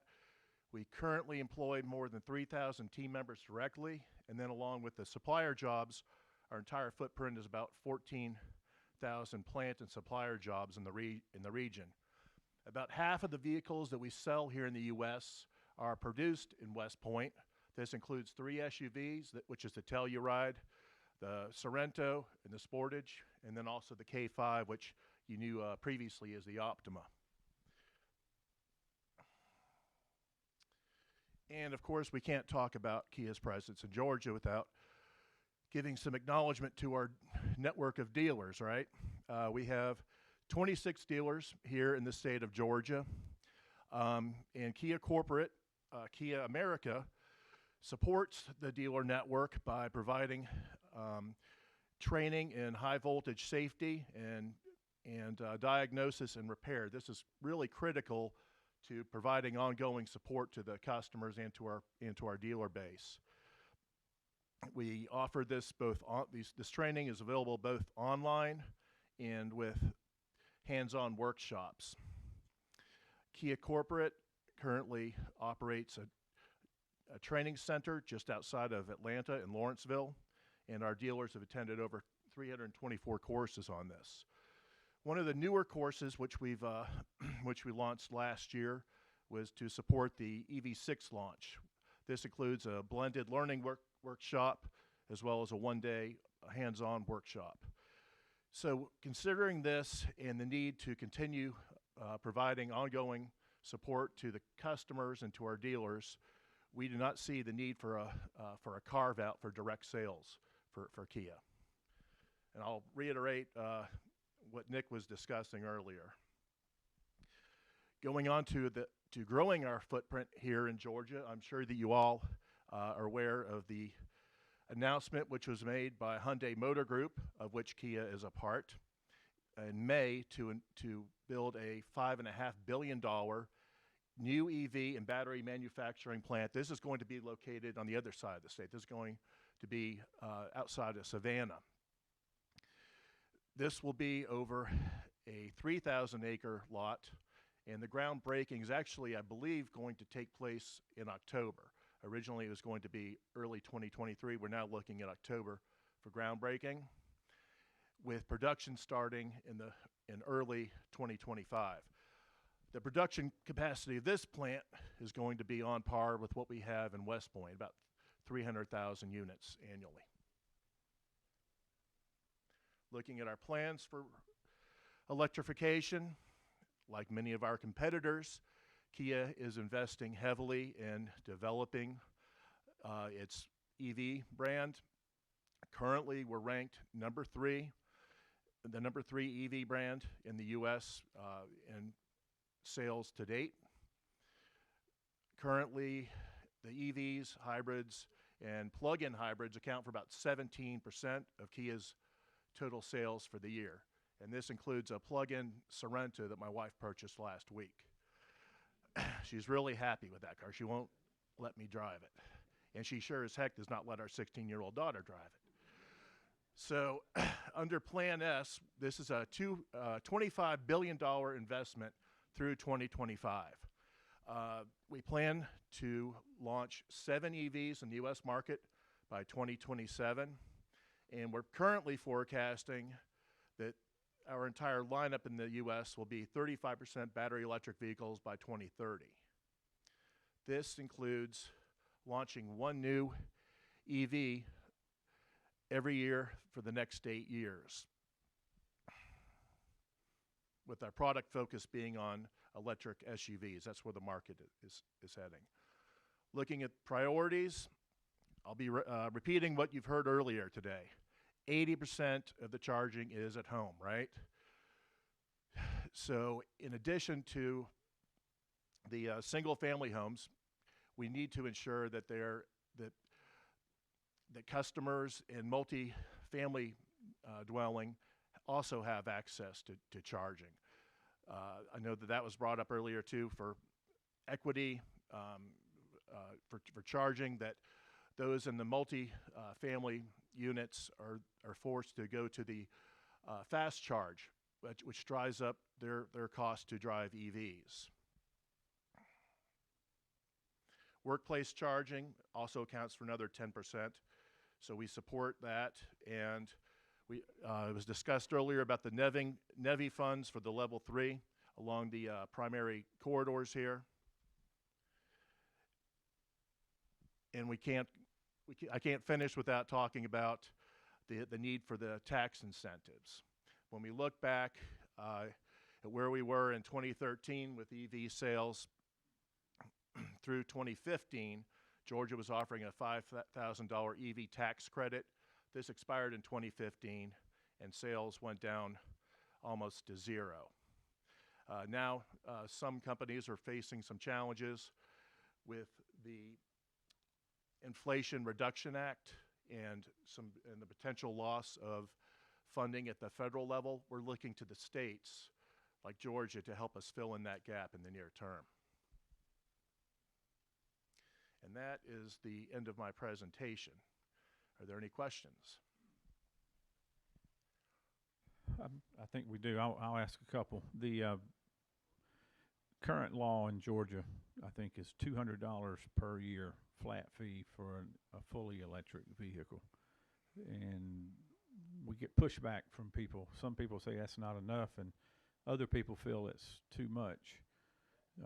Rivian is going to build an Amazon truck that could run 50, 60,000 miles a year in Georgia, on Georgia roadways. If you equate that to gasoline and the gas tax, it would be over $1,000 for the gas tax. Is the technology not already available on these electric cars to where you could track vehicle miles traveled or some kind of road usage charge? Do y'all have that already built into your cars, or is that something you can do? We do not have that currently built in, but I know that that's currently being discussed with R&D. Do you have a position on that today that you would state you would support it or work with us on that? I know that that's being discussed at the state level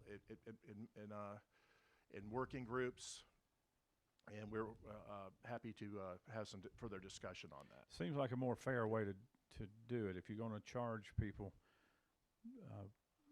a flat fee versus a mileage fee, and maybe you make it optional for a few years until people get comfortable with it, as long as you don't track where they're going. I don't think the government needs to know what road you're on per se, but if you're running 10,000 miles a year, it's real easy to put a fee of 2 cents a mile or whatever that number is versus a flat $200 or a flat $1,000 for a commercial. And maybe you start with the commercial fleets first. But it's just something that I think we'll be talking about more over the next few months. We'd love to have your one-on-one input on that and engagement. Okay. Thank you. Alan, do you have a question? Commissioner.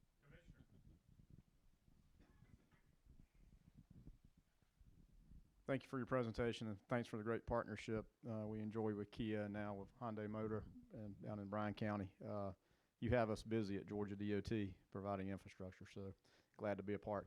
Just a little clarification, and I'm no expert or have even read the Inflation Reduction Act, but you referenced that because there was reference in that bill about the incentives, and what I've read, not directly, but anecdotally through things in the newspaper or online, is about some of those incentives, federal incentives, may be not realized due to the, I guess, Buy America components of that. Can you speak to that a little bit more or expound upon what you sort of left us with that conversation of incentive?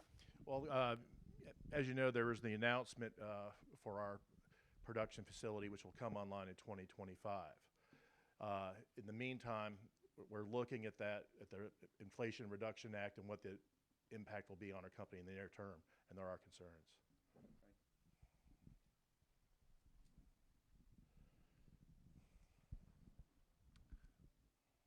Thank you, Jim. Thank you what you're doing for Georgia. We appreciate it. I hope you make your flight. Thank you, so do I.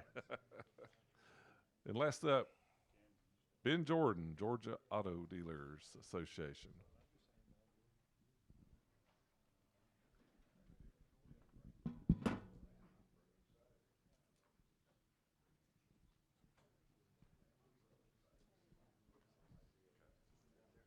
Yeah, yes, sure.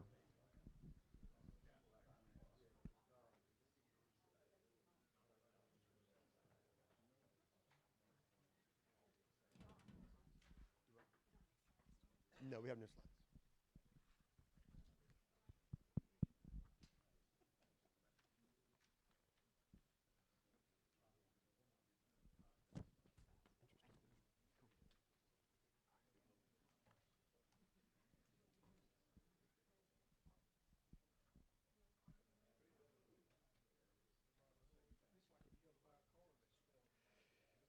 Well, good afternoon, everyone. I'm Ben Jordan from the Georgia Automobile Dealers Association. It's great to be with you today. I'm joined by a few colleagues from GADA, Ms. Leah Kirshner, our President and CEO, Mr. Bill Morey, our President Emeritus, Ms. Emily Patouk, who serves as Director of many things, Director of Government Relations, Public Relations, Communications. Thank you for being with us today.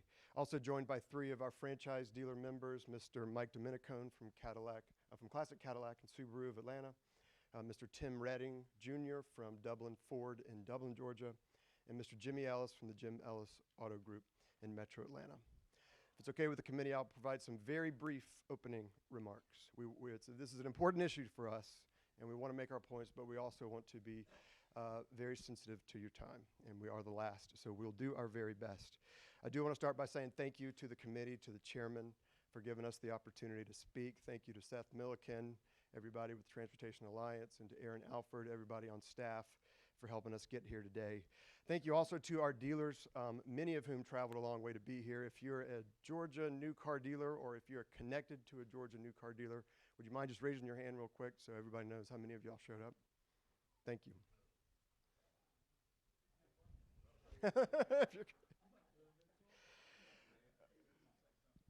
Also want to take a moment to thank the manufacturers too, the Alliance of Auto Innovators. Nick, thank you for being here and for your testimony. Jim, with Kia, and thank you very much for being here for your testimony and for your support. At GADA, we represent 500 franchise new car and truck dealers in Georgia. Our members employ over 35,000 Georgians, and when you account indirect and direct employment, they're responsible for over 70,000 jobs here in Georgia. Being a franchise dealer means you are a job creator, and it means you're constantly investing and reinvesting in your dealership and in your personnel. So as job creators, let us be clear that GADA fully supports economic development, and as proud multi-generation Georgians, we're very proud that companies such as Kia and Rivian and Hyundai have chosen Georgia for their large investments. But let's get a couple other things clear too. We do not need factory direct sales in Georgia. We have proven now that we can welcome these great investments to Georgia, that we can build these vehicles, that we can sell them, and that we can service them in Georgia without changing the franchise laws. In fact, Kia and Hyundai are two great examples. Their electric vehicles are already being sold and serviced here in Georgia by franchise dealers. And they embrace their dealer network because they know that the dealer network creates the best path for mass adoption of electric vehicles or hybrid vehicles or any vehicles in our state. So when someone says they can't sell their vehicles right now in Georgia, that's just not true. These dealers that are here today, their colleagues back home, they are ready, they are willing, and they are more than capable of selling electric vehicles in Georgia, and they're already doing it today. Direct sales is simply not necessary. I also wanted to address the Tesla carve-out from 2015 and clear that up just a bit because we've heard some things about it. The purpose of that carve-out was to allow a new technology, and yes, it's only been 8 years, but 8 years ago, electric vehicles were a new technology. The purpose was to allow that new technology to enter the market. At that time, no other manufacturer except Nissan with the Nissan Leaf was even making a battery electric vehicle, and no automaker had plans for the mass adoption of electric vehicles in the United States. It's only been 8 years, but think how much has changed since then. Commissioner Wilson was right at the last meeting. He said more is changing now in the auto industry than has changed at any time since the Industrial Revolution. Now every major manufacturer, you heard from Nick and you heard from Jim, are moving toward electric vehicles. We're seeing estimates of 40 EVs on sale now, 80 next year. I saw something, 150 new models of EVs will be available for sale by the middle of this decade. What that means is these manufacturers are making tremendous investments, billions of dollars per manufacturer to build these vehicles. But that also means that franchise dealers are making investments of their own, several $100,000 per dealership to get ready to sell these vehicles, to service these vehicles, and a lot of them are already doing so today. We simply don't need another carve-out. If there is perhaps one blessing in disguise, it's that this Tesla carve-out in Georgia and these other attempts at direct sales in other states have shown us one thing, and that is that the franchise system is better for consumers and that this direct sales system consistently falls short. Keep in mind that in their system, in this factory direct factory system, the factory controls everything. So there's no competition for price. There's no competition for service. There's no competition for replacement parts. No competition for warranty and no competition for recalls. What does that mean for us consumers? Well, first it means no dealers competing against each other to sell you the vehicle, so no downward pressure on prices at the local level. Yes, despite the fact that some of the direct sellers have said their model will result in lower prices, they simply haven't. The prices have only increased. And we hear this a lot. Yeah, but we don't mark up our vehicles. Sure you do. It's called a price increase, and they've done it consistently.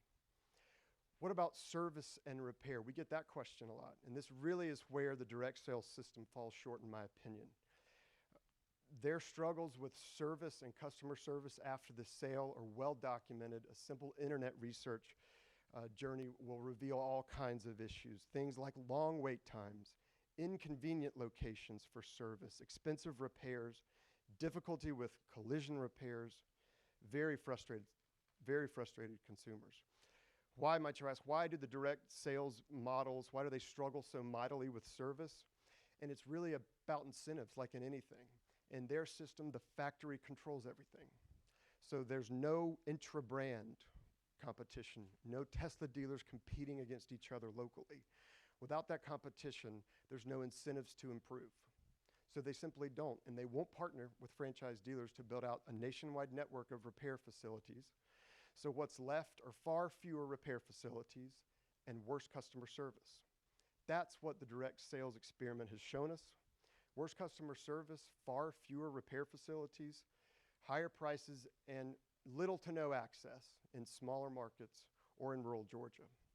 That, in our opinion, is not a recipe for the long-term success of the EV market in Georgia. Direct sales is central planning. We heard earlier references to Russia and China. Well, direct sales is central planning, and central planning doesn't work. But we firmly believe that there's a better way, and dealers, in partnership with their manufacturers, are the better way. They will ensure that the electric vehicles are accessible to Georgians throughout the state, regardless of where they live. And they'll ensure that customers are supported after the sale. Why? Because they're going to be competing against each other to win your business. These dealers are all friends here, but they're also very fierce competitors. That is a facet of the franchise system and certainly not a flaw. So to help illustrate all this a little bit better for you, we thought it was very important that you hear from the dealers themselves. So if it's all right with the chairman, first like to introduce you to Mike Domenico. Where have you? Thanks, Ben. All right, good afternoon, everyone. I just want to start off by thanking you for giving me the opportunity to speak on behalf of my 500 colleagues from across the state and our 35,000 employees. My name is Mike Domenico. I'm the owner of Classic Cadillac and Subaru in Atlanta, Georgia, and Sandy Springs. We also have an independent used car facility in Loganville, Georgia. And just tell you a little background about me. I grew up in the car business. My dad moved here in 1980, working for the Potamkin organization. They bought a Cadillac store over by Perimeter Mall. We worked there for 12 years, had a Subaru store, 7 other franchises at the time. And then in 1992, we were fortunate enough to be able to buy out the Cadillac and Subaru store, which we then later moved over to Sandy Springs in 1996. Also have 4 other stores, 2 Ford stores in South Carolina, another independent used car operation in Winston-Salem, North Carolina. So we've got 7 locations, and you know, just proud to be part of the automotive industry. It has been a massive blessing for me and my family, but also the communities that we serve. And I think that's something that's really important that I want everyone to understand, is that we serve the communities that we exist in. We have given, you know, millions of dollars back to our communities through sponsorships, charitable giving, and donations in the last 42 years that we've been in Georgia, and we're super, super proud of that. A couple things I really want to get across today, and you know, the first of those is that your Georgia dealers are willing, able, and ready to sell electric vehicles. That's the first point I want to get across. And the second point I want to get across is that the direct sales model is not good for the Georgia consumer. And I'll have a good story of why here in just a little bit. But the first point, that we are ready, willing, and able to sell these vehicles. And I heard some comments earlier in one of the testimonies that I really want to clear up. These are not special vehicles that require some other distribution model different from the one that exists today. They have wheels and tires. They have technology that is on par with the cars that we sell every single day.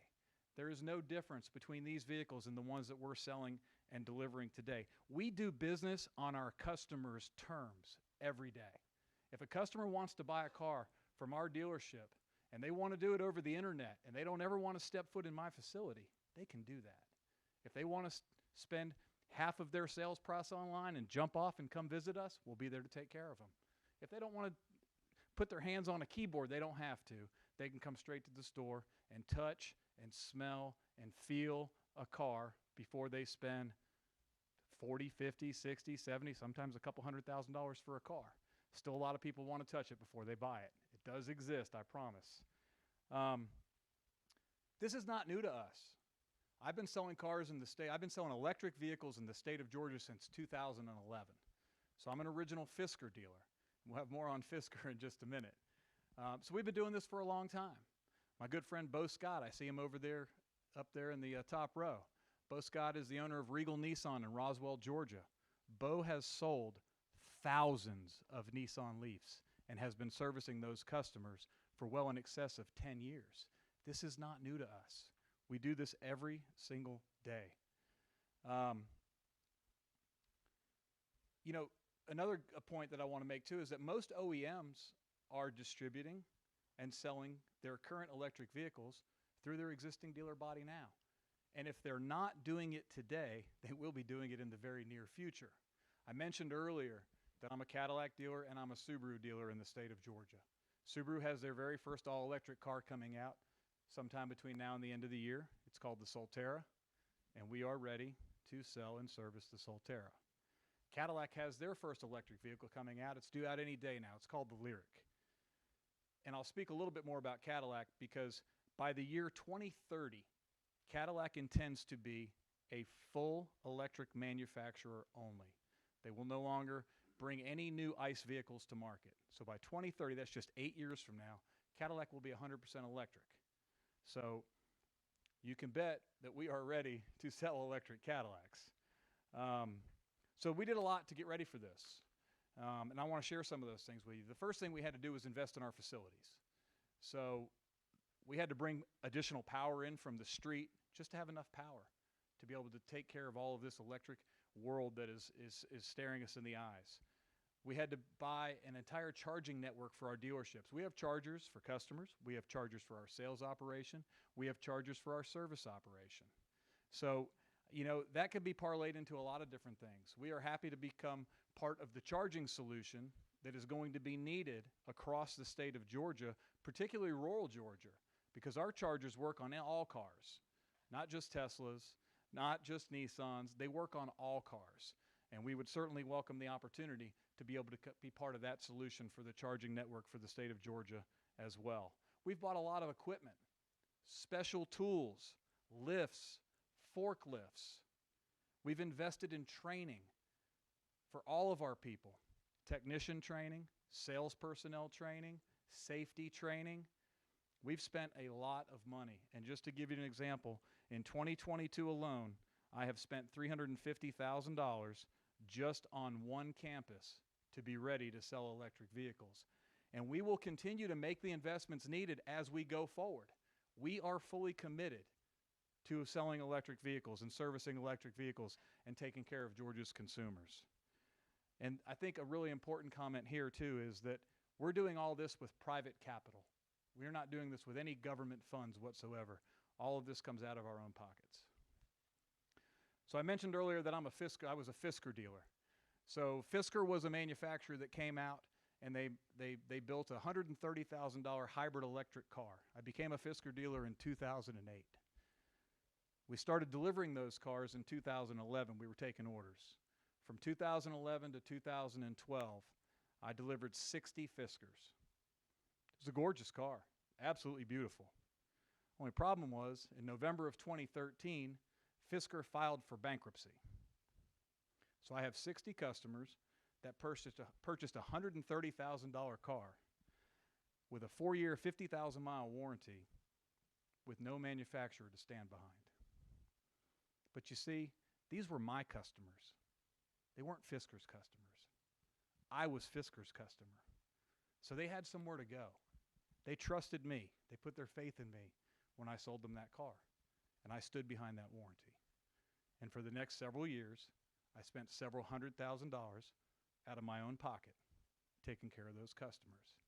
You see, that's why the franchise system works. And that's why direct sales model is not good for Georgia consumers. It's just not the way forward for the state of Georgia. It is not how we can take care of customers the best that we can.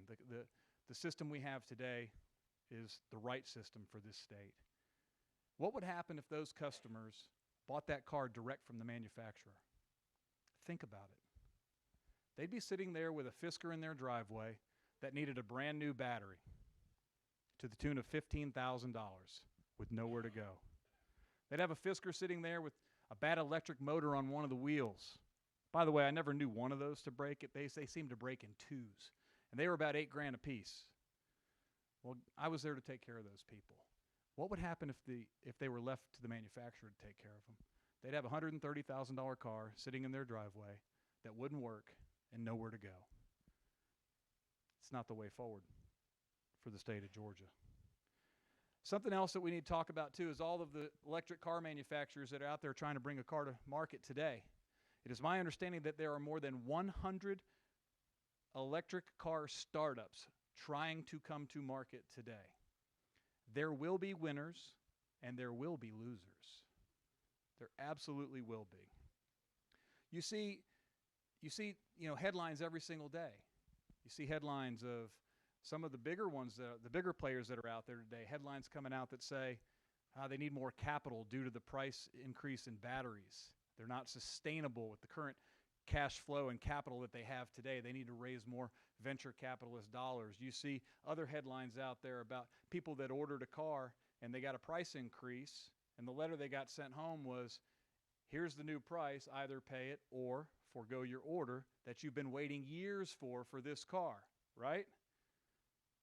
That model is not the model forward for the state of Georgia. It's not good for Georgia consumers.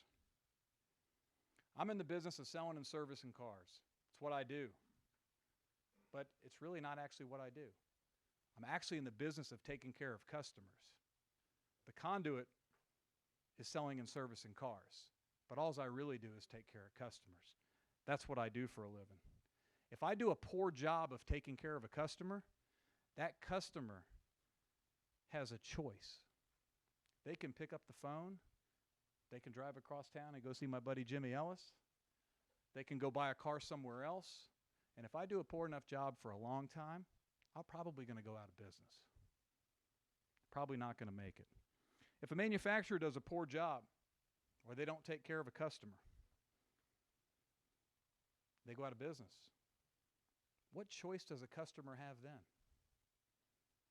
Even if they don't go out of business, what choices do customers have when you're dealing direct with the manufacturer? Customers need advocates, and we are dealer advocates. That's what we are here for.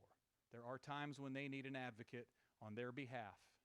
These are expensive automobiles that we sell, and we're here to take care of consumers. So again, it is not in the best interest to do a direct sales model. We welcome Rivian, Lucid, or any of the other electric car companies that wants to come to the state of Georgia. We appreciate their economic development, and I'm here the first one to stand here and tell you, we would love to partner with you to sell and service vehicles and take care of customers. Thank you.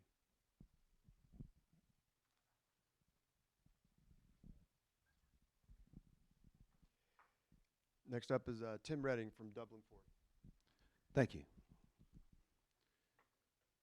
I first want to humbly thank all the members of the committee for the opportunity to speak with you today on this very important topic to me and my family.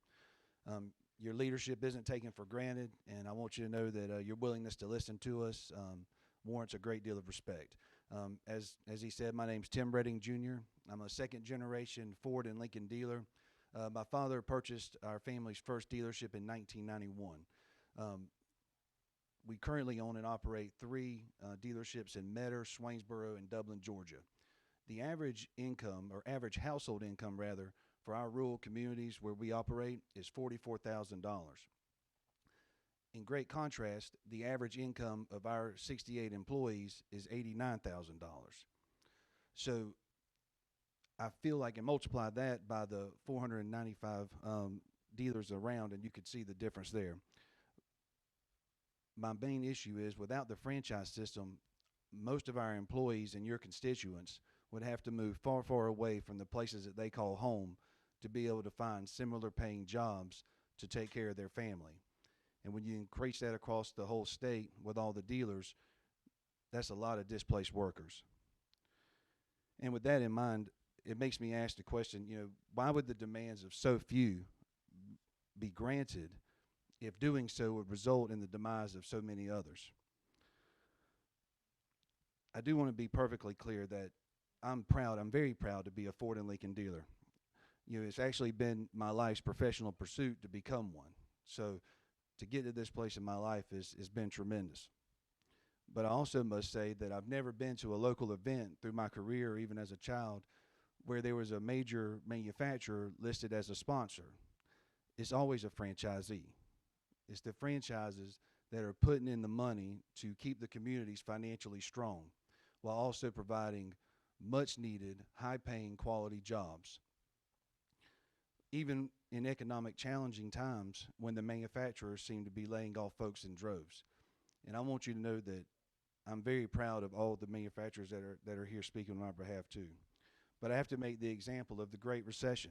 The auto manufacturing industry lost employment of a third. It was 334,000 jobs that were lost. But my family's 3 dealerships, we didn't lay off even one person. Was that because we didn't see the economic challenges that we were facing? Of course we saw it. But we decided that we would struggle along with our employees because they're more than just a number to us. And sadly, in some cases, manufacturers don't behave the same way. They have accountants that tell the CEOs and the board of directors what they need to do. And I would dare say that the franchise system, the dealer network, has been the key ingredient that has created the far-reaching growth and success the auto industry enjoys today. We're the face, hands, and feet of these organizations, and people need to see a face. especially when something goes wrong with their new product. And they shouldn't have to drive hours upon hours to see the face or wait weeks and weeks for someone to come pick up their vehicle to check it out. That's just not the way it's supposed to be. In 2021 alone, the service departments in our small rural dealerships facilitated over 12,000 unique customer service visits. I can't imagine if we weren't there where those people would be going and what that would take to get it done. And I feel like all of these points speaks to the reason why the franchise system is here, the purpose of it. It creates intra and inter-brand competition that lowers prices. It generates extra accountability for consumers in both warranty and the safety recall situations, and provides enormous economic benefits, as we've said, from well-paying jobs to billions in the local taxes. And in closing, I do want to speak about in 2021, our rural small-town dealerships, we had a payroll of over $6 million. There was over $300,000 contributed by our employees to Georgia taxes. Not to mention all the taxes that went into the communities from them spending that money. Our companies have been blessed with the opportunity to give back to charities and local sponsorships, upwards of $3 million just over the last 5 years. Not to mention the millions of dollars spent in capital investment with local construction companies and vendors, to meet the ever-changing standards imposed by the manufacturers. And these are just a few of the very important major economic positive impacts I feel that we make that manufacturers would never bring to the rural communities if the franchise system is not left intact. And with that, I thank you so much for the opportunity to speak with you.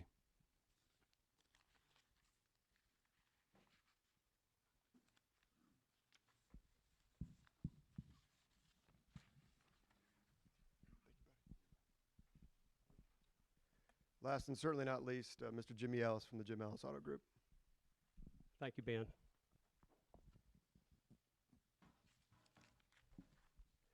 Well, I'm going to introduce myself in hopes that it's a little bit mute, that the millions of dollars we spent over the last 51 years have maybe helped you remember a little bit about who Jim Ellis Automotive is. But in absence of that, I'm Jimmy Ellis, the president and CEO of the Jim Ellis Automotive Group.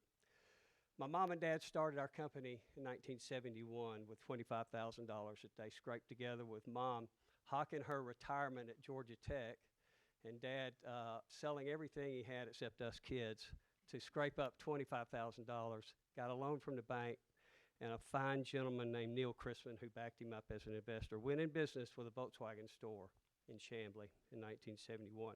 51 years later, we're 21 rooftops, 17 automotive brands, with 1,700 fabulous employees, teammates, that are part of our team that we help employ their families and feed their families. We've been giving back to the communities we serve because Mr. and Ms. Ellis thought that was very, very important when they started our company. Even with meager means, they found a way to give back to communities. So over the years, $35 million we've given back to the community. And I challenge you to look for Tesla at your local high school on the billboard. I challenge you to find them at the local food banks, at the Aflac Cancer Center, the Atlanta Union Mission. Have we seen them there? What I want to do today is cover 3 points, but I think it's important we establish my credibility. We currently offer 15 battery electric vehicles for sale. Go to jimellis.com, you'll see them. There's more than that listed because we're allowing you to go ahead and order some of the vehicles that are to be coming. No one sold more battery electric vehicles in Atlanta besides Tesla than Jim Ellis Automotive last year. We've been in the battery electric field for 5 years now, starting with the Chevrolet Bolt. Many of you remember that vehicle. We employ 320 certified technicians. 20% of those are already certified in EV diagnosis and repair. Many of those are HVE certified. HVE is high voltage expert. These are the technicians that are charged with working on a battery unit. And the battery unit is composed of 32 modules that each have their own control module within it. Very, very sophisticated technology. So those technicians have to be properly trained. Wear the suits. Well, the mask, the hazardous suits that you see someone in a nuclear plant wear, they have to wear those. So not all of our trained technicians wanted to be HVE techs. They didn't want to get blown up or something, but very specialized training. It takes, to certify an EV tech, it takes at least 2 years of base experience, several months, $50,000 to $75,000.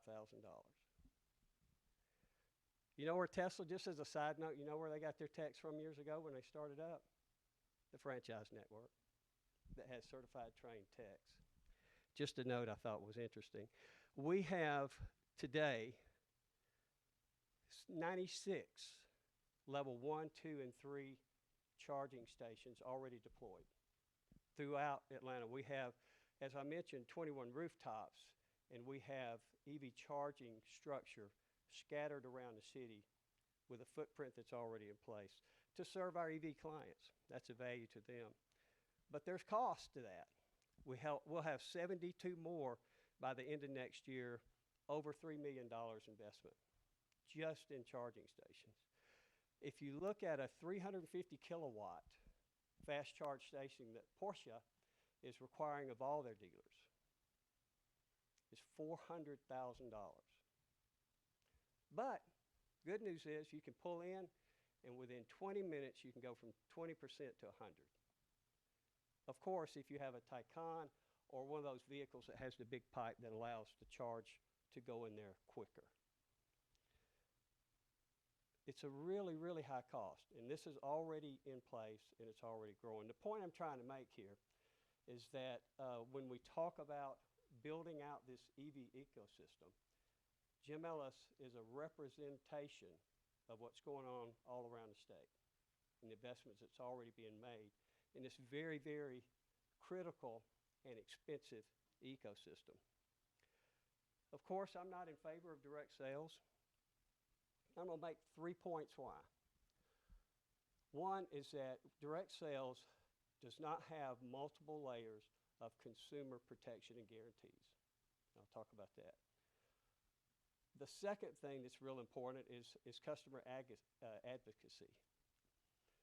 But the third, and probably the most important thing that I would ask this committee to consider, is allowing direct sales would create enormous uncertainty within the franchise network the very night that it was signed into law, if it were. And I'll explain to you why, because these dealers really understand that there's a lot of investment required. And so I'll get into that point of why it would create that uncertainty and put the brakes on 500 dealers that are already making enormous investments and planning enormous investments in this very ecosystem that we want to expand and invest in this state to promote widespread adoption of EVs, because we are absolutely in favor of that. There are multiple layers of consumer protection. Let me explain this. I don't know how many of the committee members are aware of the contents of a dealer agreement. Excuse me, I'm going to get some water because I got dry lips here.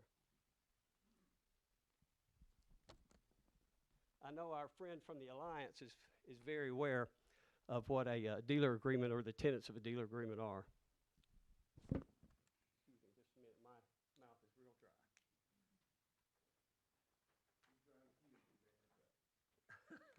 Okay. The tenets of a dealer agreement, and this is any dealer agreement with any manufacturer and their dealer. It is a contractual binding agreement that ties together all of the enormous investments that a dealer would make, a dealer franchisee would make in that brand's franchise to be participating, to be a representative of that franchise. And I'll give you some example. It says in there, the language basically is like this. Dealer agrees to invest in land, building, equipment, infrastructure, brick and mortar that is appropriate and measured to the capacity and the needs of the consumers of that brand in that local market. We'll invest in equipment and technology to support the customer ownership experience. Jimmy, That means could you talk into the mic, please? Oh, excuse me. People online Okay. can't hear you. Sorry. Okay, excuse me, I'm sorry. Okay, so I'll start there. Invest in equipment technology necessary to support their customers' ownership experience. That includes building out an EV ecosystem. Invest in recruiting and training and retention of the appropriate number of certified staff members to deliver an outstanding customer sales and service ownership experience. This is spelled out clearly in that dealer agreement. Invest in the appropriate amount of unencumbered capital and maintain a strong balance sheet of liquidity to buy new vehicles, inventory, support parts sales, warranty, and the guarantee of a quality product experience. Perform at an acceptable expected rate of new vehicle sales penetration that is focused on your area of responsibility that you have been assigned in that dealer agreement. Perform at a high level of customer satisfaction, an expected customer satisfaction reputation score, a minimum for sales and service. You don't want to know what Tesla's is, but look online at J.D. Power, you'll see. Perform warranty services, ensure customer ownership experience at an approved cost. Those are the tenets of a dealer agreement. So that guarantee, those guarantees, those promises are contractual. And they are recorded, they are tracked, and you're held accountable to the compliance of each and every one of those agreements. So in essence, you have to perform at this level, you have to invest at this level to be contractually, or you're contractually bound to do that, or you have repercussions with your dealer agreement. I don't think a lot of the committee members know that. That's not in place with direct sales. The other layer, it's interesting, we talk about the franchise law. The other layer is the franchise law that is this layer over basically the manufacturers and says that you need to have balance in that relationship in your dealer agreement. So the franchise law, in essence, quite simply, is that assurance that that balance in that relationship, that the investments that the dealer is making is held to a standard that is reasonable and can be accountable and gets a return on the investment. So kind of think of it this way. It's the protection that the state, with the franchise law, gives the dealer that if he invests and abides by that dealer agreement, they're protected. So that boils down to the customer. The customer, in the end, is the one that benefits from that layer. The layer of advocacy, I'll tell you a quick story. You're riding along in your new blank vehicle. I'm not going to name the brand. And you're about to make a turn, and all of a sudden, bam, the brakes apply without warning. And for an instant, you think that you have been rear-ended. Very, very abrupt, very unsettling. Customer brings their Jim Ellis vehicle, has it towed in because they're afraid to drive it. We have an inspection. We have our technologists, our top technologists inspect that vehicle. The brand's technology team inspects the vehicle. And what was determined, it was caused by an inadvertent false signal from the accident avoidance system. Sophisticated technology. Somehow the sensor picked up that there was something in front of the vehicle, and it slammed on the brakes of the vehicle. After all that, we found out the brand supported that our technologists, we couldn't find a problem with the system. We did see in the computer system that there was a trigger. Don't know why. Don't know what the sensor of the lidar saw. But there was no repair, and the brand said there's no action to be taken. So this customer, the husband calls us and said, what do we do here? We got a car that's pretty new. It's got less than 3,000 miles on it. And my wife won't drive it. If you ever had that happen to you, I've had it happen to me several times because I drive really cool cars. I mean, I have the benefit of doing that. The first time it happens is very unsettling. After that, you kind of know what's happening and you're kind of prepared for it. His wife wasn't buying it, that there's no problem with the system. It saw something, it reacted, but she said, well, guarantee me it will never happen again. Couldn't do it. We couldn't guarantee it. The brand certainly wasn't going to go on record to guarantee it. So what do you do? What do you think a major global publicly owned manufacturer would do that you're calling 1-800 number? I think y'all know. We swapped them out. A car that had already been titled, used car. We said, pick one, bring us the keys. That's advocacy. That's a layer of protection and guarantee. I want to talk about uncertainty for a minute because others have said, direct sales advocacy said, there's no harm to the network to allow direct sales. And here is where the harm would come. It comes from uncertainty. And I'll explain how that comes. We will see next week when we go to our Ford meeting what it means, because Ford's splitting the company. I don't know if y'all have heard that. It's going to be the traditional Ford Blue, and then there's going to be Ford Model E. And Ford Model E is going to be the new company that Ford is going to have to sell electric vehicles. Don't know why. Hadn't heard a really good reason, but it has to do with them wanting to create a new model. We'll find out what that's about. Volkswagen, the company of Volkswagen, owns the Scout brand. I don't know if y'all heard about that, but Scout, wonderful brand name, great trucks once upon a time.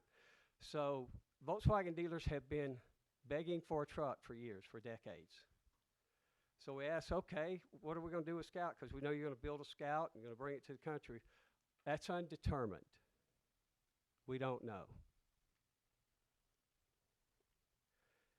So we are left to kind of wonder about that. We have Volvo doing some different things as far as their structure. We have different OEMs that are talking about remodeling their structure of distribution. And then we had one manufacturer, I'm not going to say the brand, it's going to be anonymous, but I'll paraphrase what they said. Blank further states, and this was in support of the franchise dealer network, their franchise dealer, Blank further states that Blank will not change its position of support for their dealer franchise network unless there is a shift in position of significant manufacturers, i.e. their competitors, and or a change in applicable federal, state laws and regulations regarding direct sales, which would require us to reassess our future operating model. Okay. We're not afraid of competition. That's how we operate. We tell a Ford dealer he's not afraid of competition when there's 25 other Ford dealers in Atlanta, 26 other Chevy dealers, 25 Ram dealers, and that Ford dealer's talking about an F-150. That dealer understands what competition, because there's lots of places they can go to buy a truck. Not afraid of competition. What we're afraid of is competing with our partners. And the rules of commerce changing after we already have multi-generational family investment in long-term investments. It's like changing the rules in the third quarter of a game. That's what we're afraid of. So direct sales, if it were to be allowed and went in law overnight, that you'd create enormous uncertainty, because until the dealer, and it would not be resolved until I was able to sit with my manufacturer and say, where are you? Because I'm about to put $3 million in facility training and support to support your electric vehicles.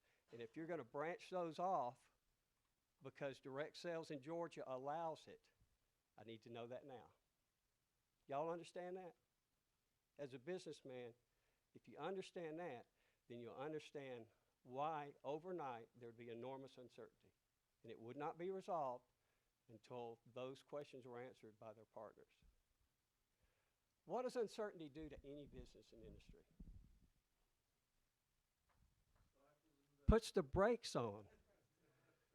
Why would we want to do that to the very network that right now is already investing close to $1 billion in an ecosystem to widespread adoption of EVs? I'm talking about throughout the states. Is Rivian going to Meta? No. They're not going anywhere in rural areas. So you would overnight put the brakes on that widespread adoption. Why do we want to do that? Especially to a network that already offers multiple layers of protection and advocacy. So those are the points I want to make. I wasn't sure if the committee was aware of that, but I thank you for your time today, and I ask you to strongly consider the points I've made. All right, we're going to see if there's a couple of quick questions. Anybody have any questions? I don't see anything. I have a simple question. Simple. Maybe Mark can answer it, or Jimmy, whoever. We're hearing about battery technology, and there's possibilities of companies looking in Georgia to open up, even up here in Stevens County, to recycle these batteries. What do you currently do if somebody replaces a battery? You said $15,000 for a new battery. You pull that battery out, what do you do with the old one? So you send it to the manufacturer, and they have a place to store it, chunk it, recycle it, whatever they do with it. Okay. Yeah, Senator Gooch, it's a okay. Senator Gooch, it's a research. Right now, most of them, like they said, are replacing it. What they do is they send you a new battery. Yep. And then you extract that from the vehicle. The old battery goes into a storage unit because you don't want that in your building. And they come and pick that up usually within 3 days. Gotcha. There are some, and Audi is one. We've got several HVE techs I was explaining to you before. They actually are trained to work on the battery unit. So there are some cases where we actually have taken the battery down, replaced modules within the battery unit itself. Okay, good. Brad, you have a question?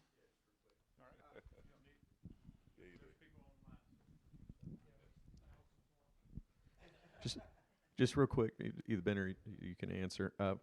What happened to Pontiac, Plymouth, Saturn, Oldsmobile, Mercury, AMC, and DeLorean? Well, as a group, the business model no longer made sense for the owners of those companies. I guess that's a way, but I'll be more specific on the GM brands.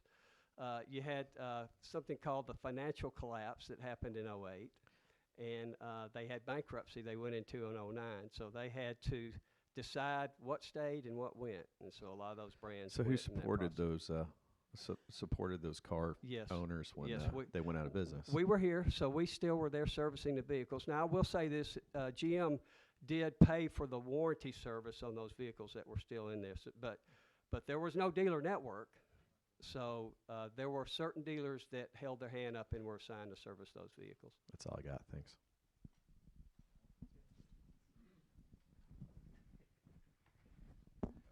All right, gentlemen, thank you. Appreciate y'all being here. Very informational, and we appreciate all the dealers that are in the room. Thank y'all for spending your day here. We appreciate you all being here, and we appreciate what you do for us. I actually told my Chevrolet to a dealership yesterday. I'm glad you're here. All right, so our next meeting is going to be Monday, October 3rd. We'll be in West Point. Senator Robertson's going to host us over at the Kia Motors manufacturing facility.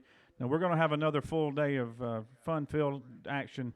Content's going to include funding challenges, replacing the motor fuel tax, national trends, the production of charging infrastructure, fleet transitions for the big commercial fleet. So we're going to have a lot of discussion coming up in October. We need you there.